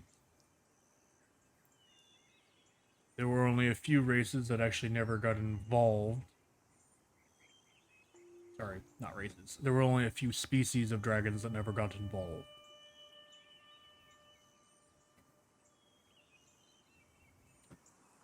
And they began working towards a form of utopia. This. But those of us who did get involved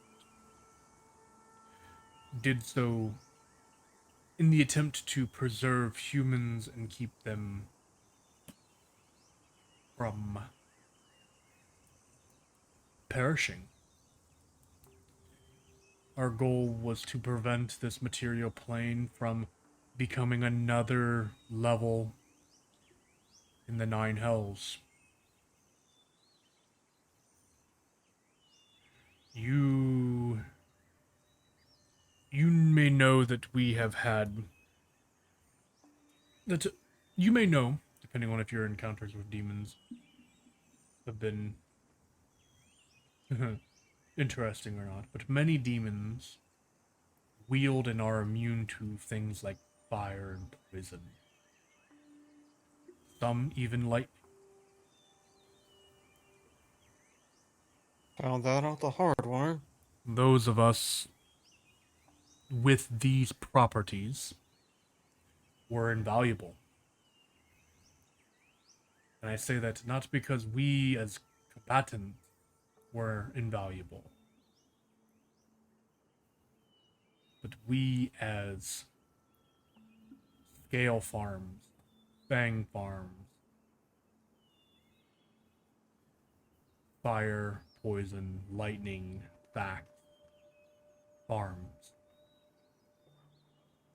harvested over and over and over and over. Unfortunately, lots of our kind perished due to this. But in order to create weapons, armor, etc. that could combat demons, even those who resisted all three elements,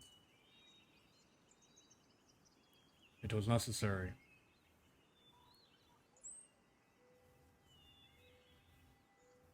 Most of our species were pushed to the brink of extinction. In fact, when we founded the Grove,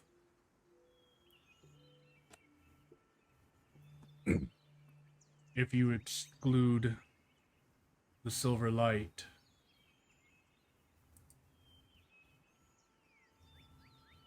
I'm going to apologize if my math is off. There was only 15 of us dragons. And my math might be off on that. It might be closer to 20, but I don't feel like finding the exact number right now.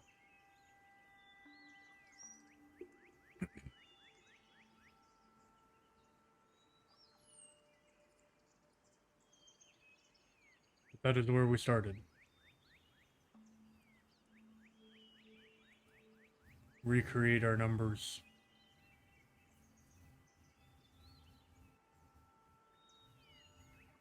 And prove that we can live in harmony.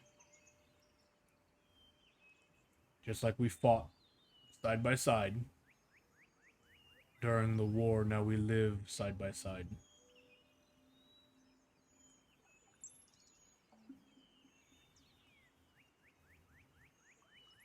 We try to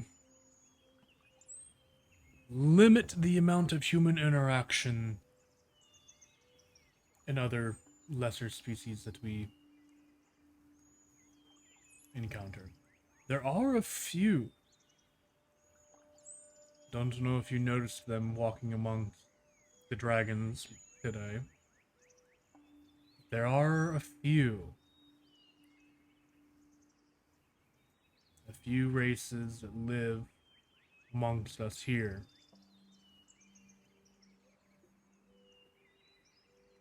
That are not dragons.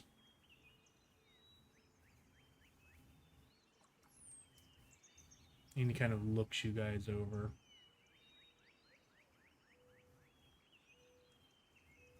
His wide eyes kind of just staring at you. But that is my story of how the Grove came to be. But the story of I is older than that.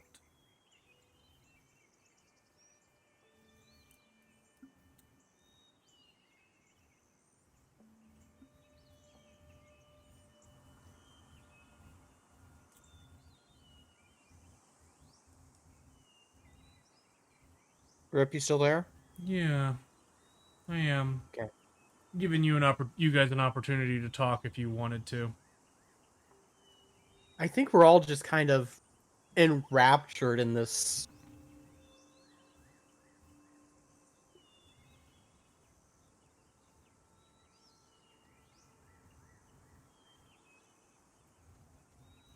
This old dragon's ramblings.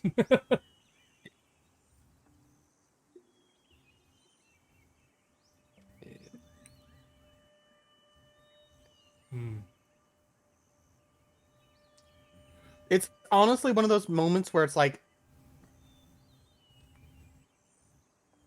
for Denock at least, he's experiencing something, you know, the experience he's having now is almost greater than that he has with the gods, because this is not a mortal, but a non-deity entity who has gone through all of this. Mm-hmm. And he's a dragon! And see.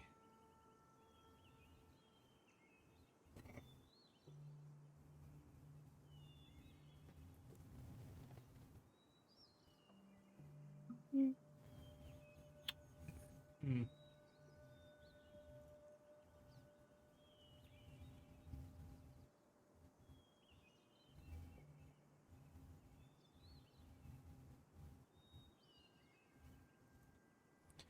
Sorry, I'm looking for some old notes. But I just don't. Uh-oh.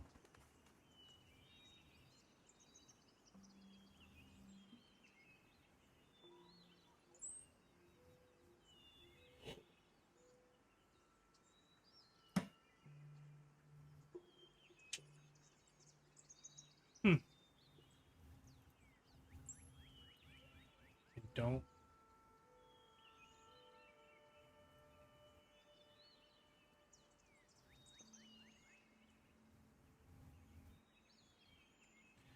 I'm not seeing it. I don't remember what it was called either.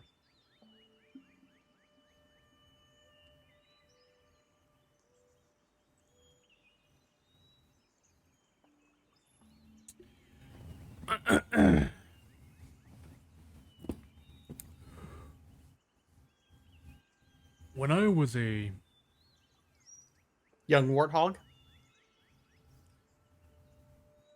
Yes. I'm sorry! no, don't apologize. It's hilarious. No, that was Rom saying that. I'm aware. Uh,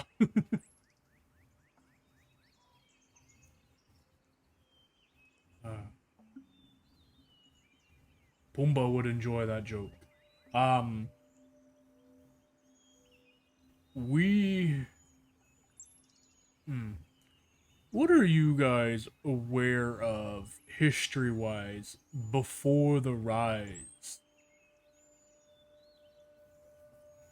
Before the rise?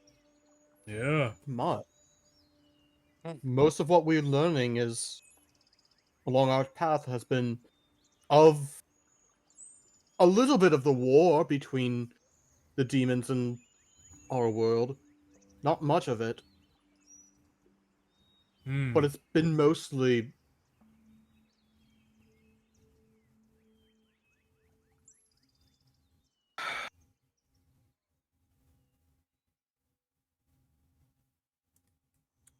banning. The. You're fine, thank you. The war. The war itself was a problem.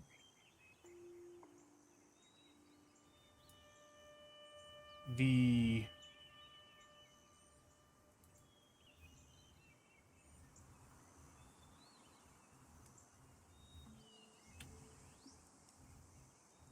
Do you know why demons are such effective soldiers?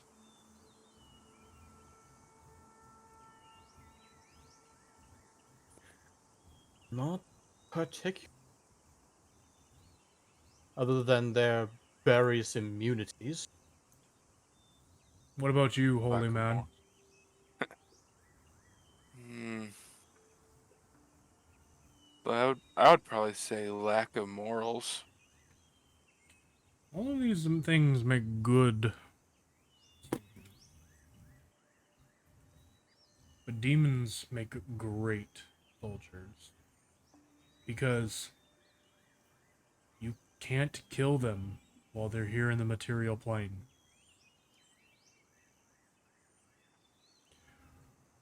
Sure, you might turn one to ash, dust even, but their essence, their being, their soul reforms in the nine hells and they return. The nine hells have an army that cannot be stopped. Their numbers can never be dwindled. The numbers can never stop growing.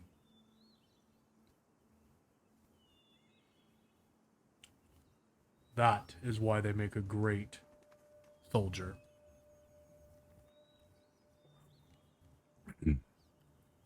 The only way for a demon to truly die is to kill it in its home plane.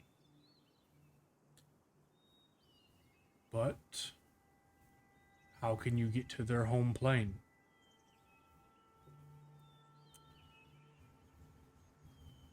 Same way they came to our plane, was our theory.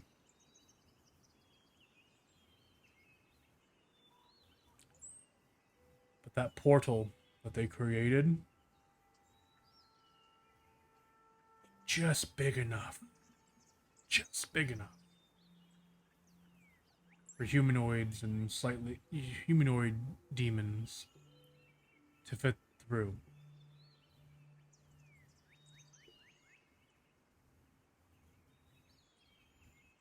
And I tell you, probably eight of the strongest demons I have ever seen came through that gate. And they held the line. They were the protectors of the gate.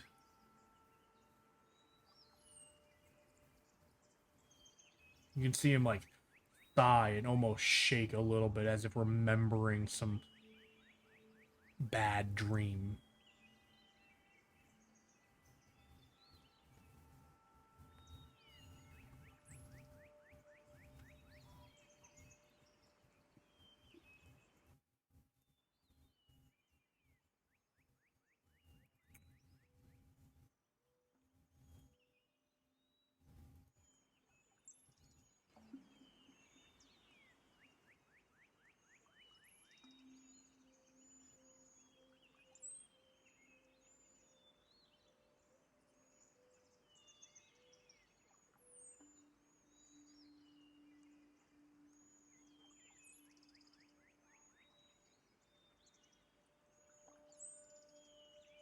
Were any Demon. of these demons able to be fully killed?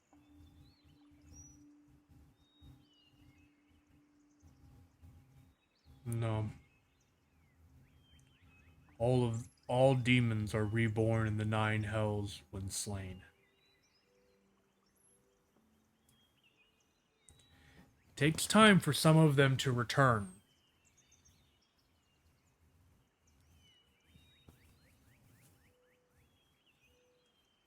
But as I said, those eight were extremely powerful. It's actually against one of them that I lost my eyesight.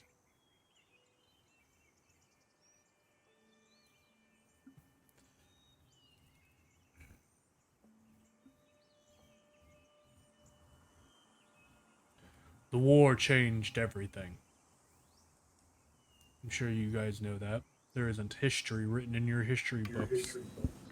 War never changes. There it is.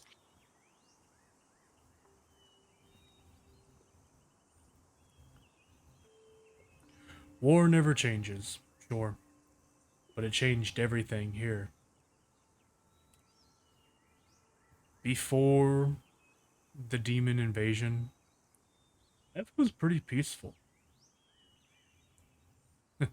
Hell, I remember this one time, this ragtag group of adventurers came to visit this place I was protecting. uh, they were so pitifully weak. They didn't really care. They knew they were outmatched and outgunned most of the time. They faced the challenges that came at them head on.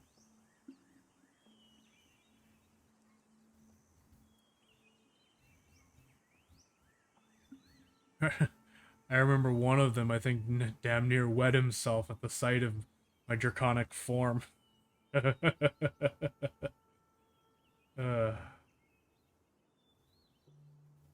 They made friends with my old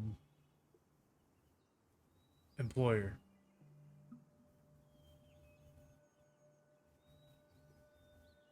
They were interesting to have around.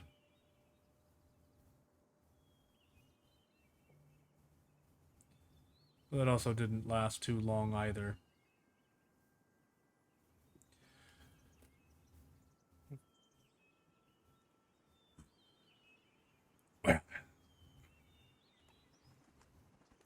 I feel like I've rambled long enough.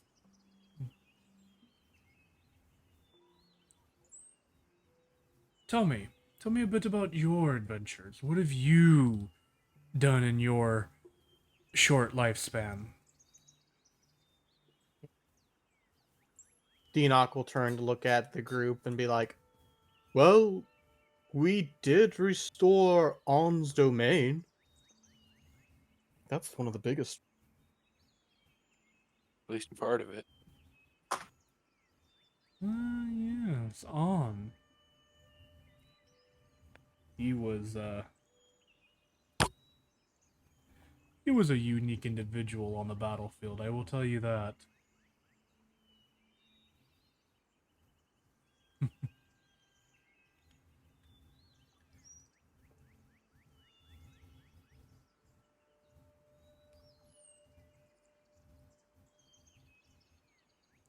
Not so much. It feels like whenever we kill someone, they just come back later to try and kill us again.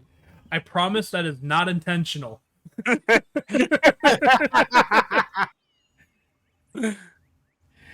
just you guys have some very specific people that you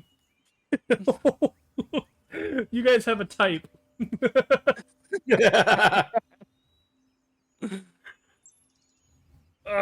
We have been fighting against agents of the Sleeping King quite a bit. Oh, the what is it he refers to? The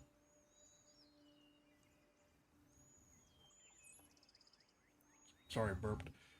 Oh, what is it he called? The Child King or something like that. Child Prince. I don't remember now. He was the self-proclaimed god. This child person who thinks that because he has some power, he can step up and fill the seat at the god's table. That's hilarious. Tell me, what kind of power and following has he amassed?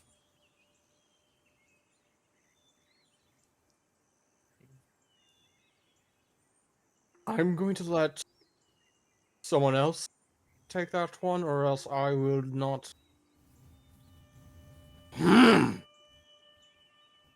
Little piss baby. I like that one. I'll use that. I will.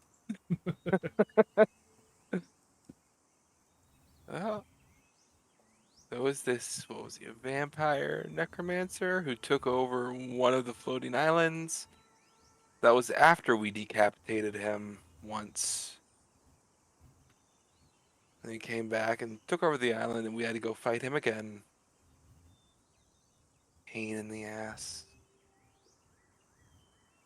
He killed Katya once. I I think technically he killed everyone except for me once. Huh. Because that's when we all teleported to the surface for the first time, and I was the only person freaking conscious.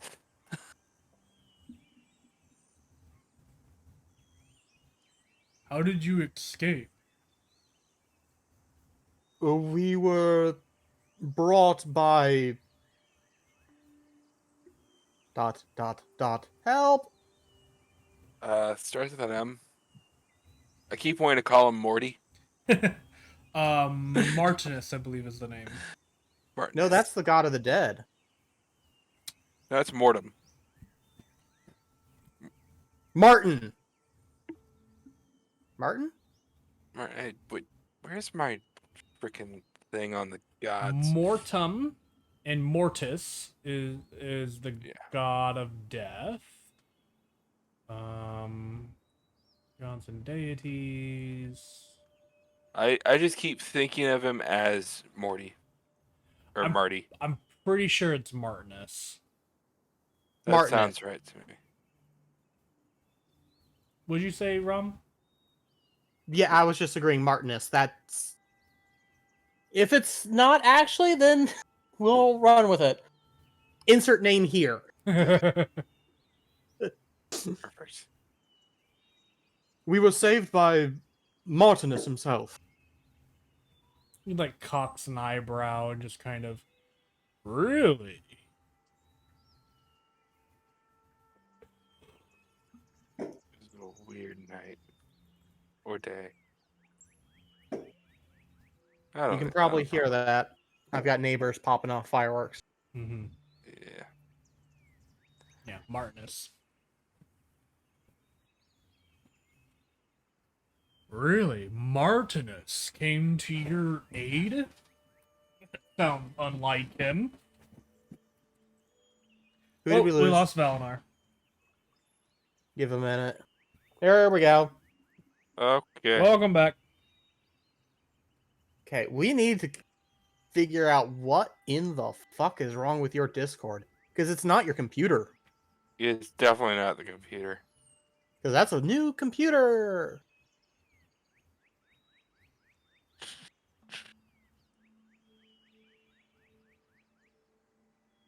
I wonder if it's internet. I haven't have it. I know my ping's been all over the place tonight. Oh, maybe. That could be. I mean, best answer we've got at the moment.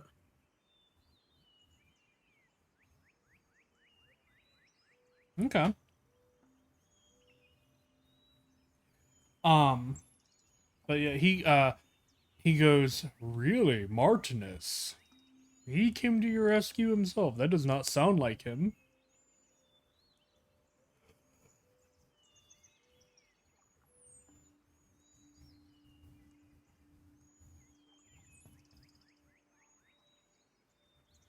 Deanoch just shrugs. At this point, I don't even know.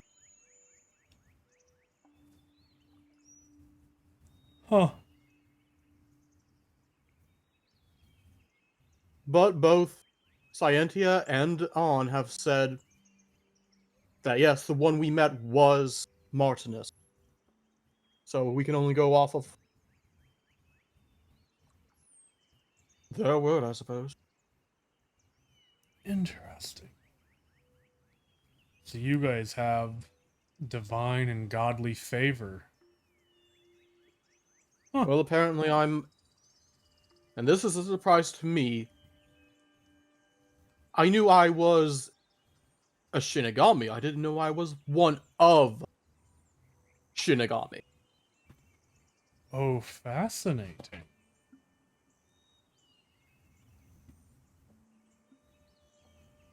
So Mortem has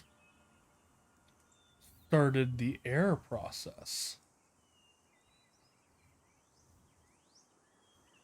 We lost. Again? Wow. Okay, we may want to wrap this up soon. Yeah, we will. Sorry, I didn't know that one. That was actually gonna disconnect me. That was me trying something. Oh. Okay.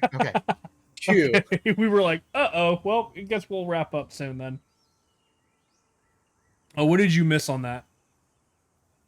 I don't even remember what you guys were saying. I was looking for a specific thing to try turning off to see if that would fix it. Okay. He Dinak was talking about him being a Shinigami, and Felgolo, Felgrolos said he was fascinated that Mortem was starting the heir process.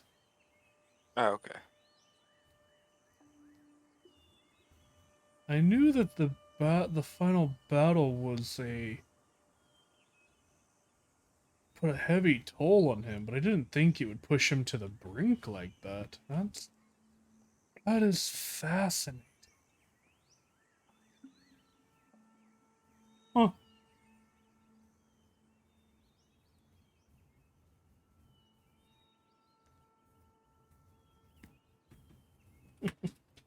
Well then.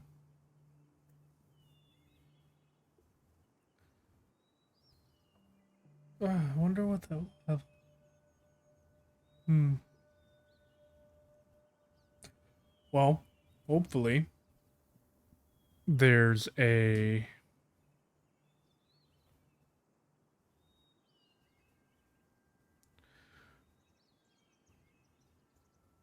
hopefully there's some good news for you in your future. He says, kind of smiling at you, Deanoch. Then I can say something that many others at my age cannot, and say that they've personally met a god of death.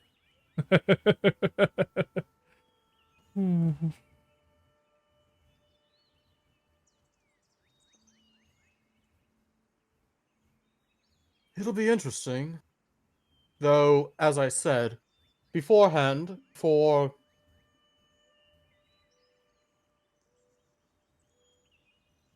coming here, I knew I was a Shinigami. Then I learned that there are multiple Shinigami. Which that's kind of thrown me for a bit of a loop, to be honest.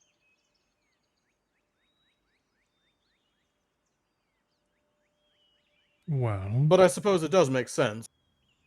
Never hedge all your bets on one horse.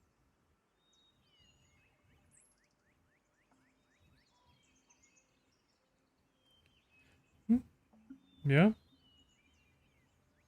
Most don't like to, bet on one person for everything.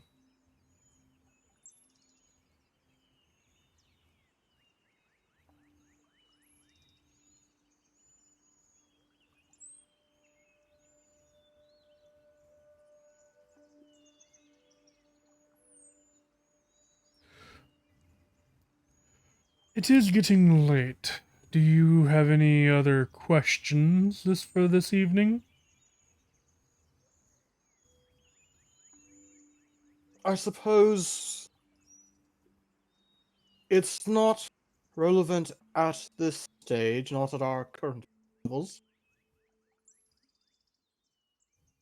But is there any way you can tell us where that gate is? With our fate, destiny, whatever you want to call it, our luck in these matters, it seems that we will be eventually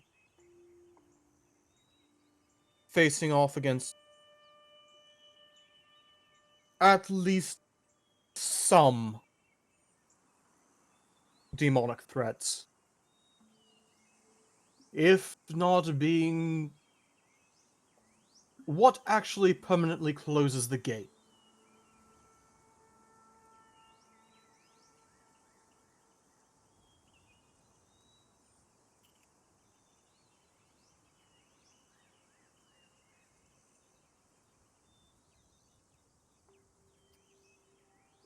The gate that I recall was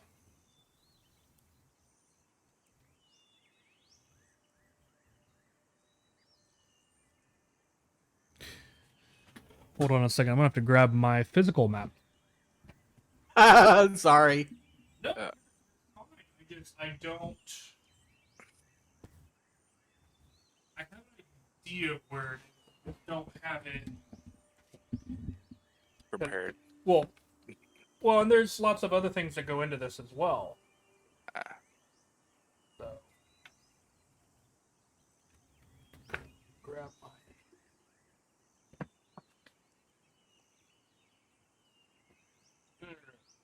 That's an island. That's an island. Oh.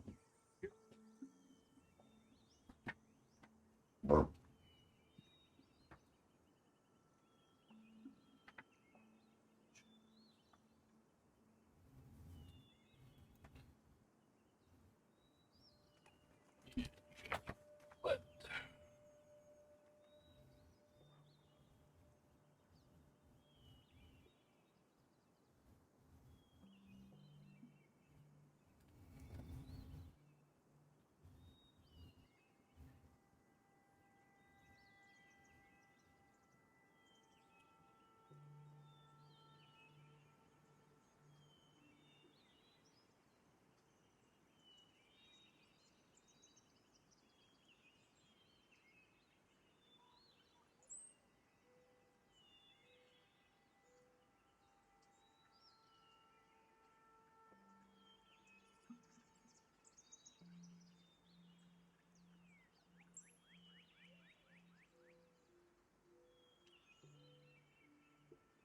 So the place that I feel, if I remember correctly, where the portal was originally. I say originally because I don't know what they've been up to. But they were in the barren field.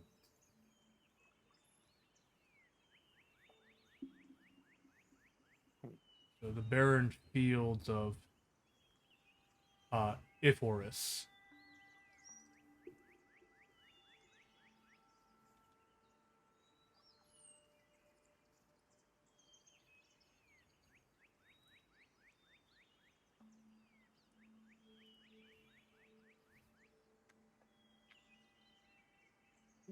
That I need. Where's our map?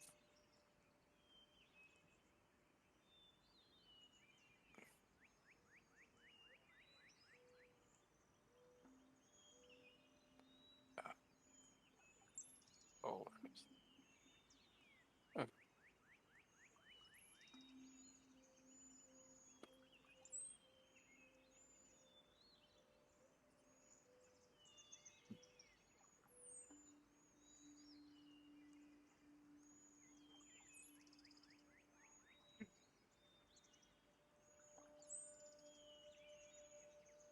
But again, I don't know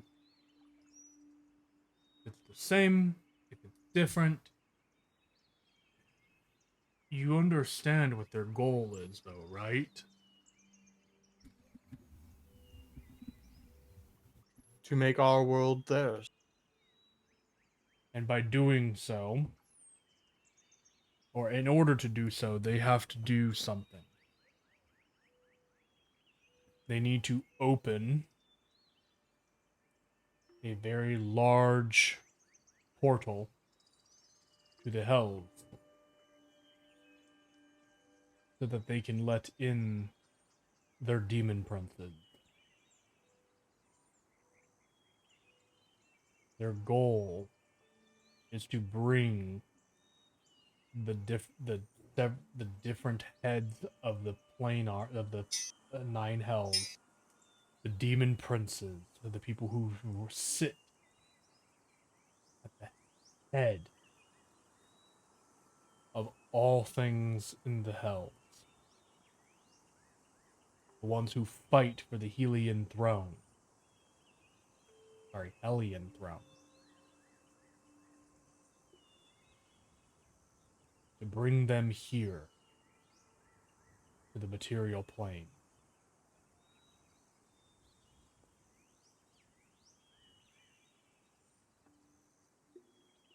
And I think kind of on that note, we might call it a night.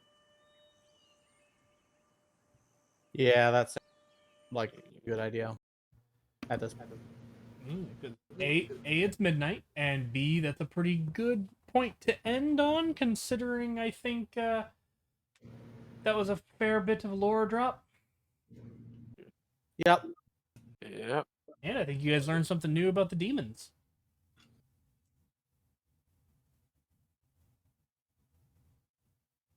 Or at least one thing. Okay, everyone. Some different cards I can add to this deck. Enjoy the rest of your night. Enjoy the rest of your holiday weekend. And we'll see you in the next one. Good night, all. Night all. Night. Not at all.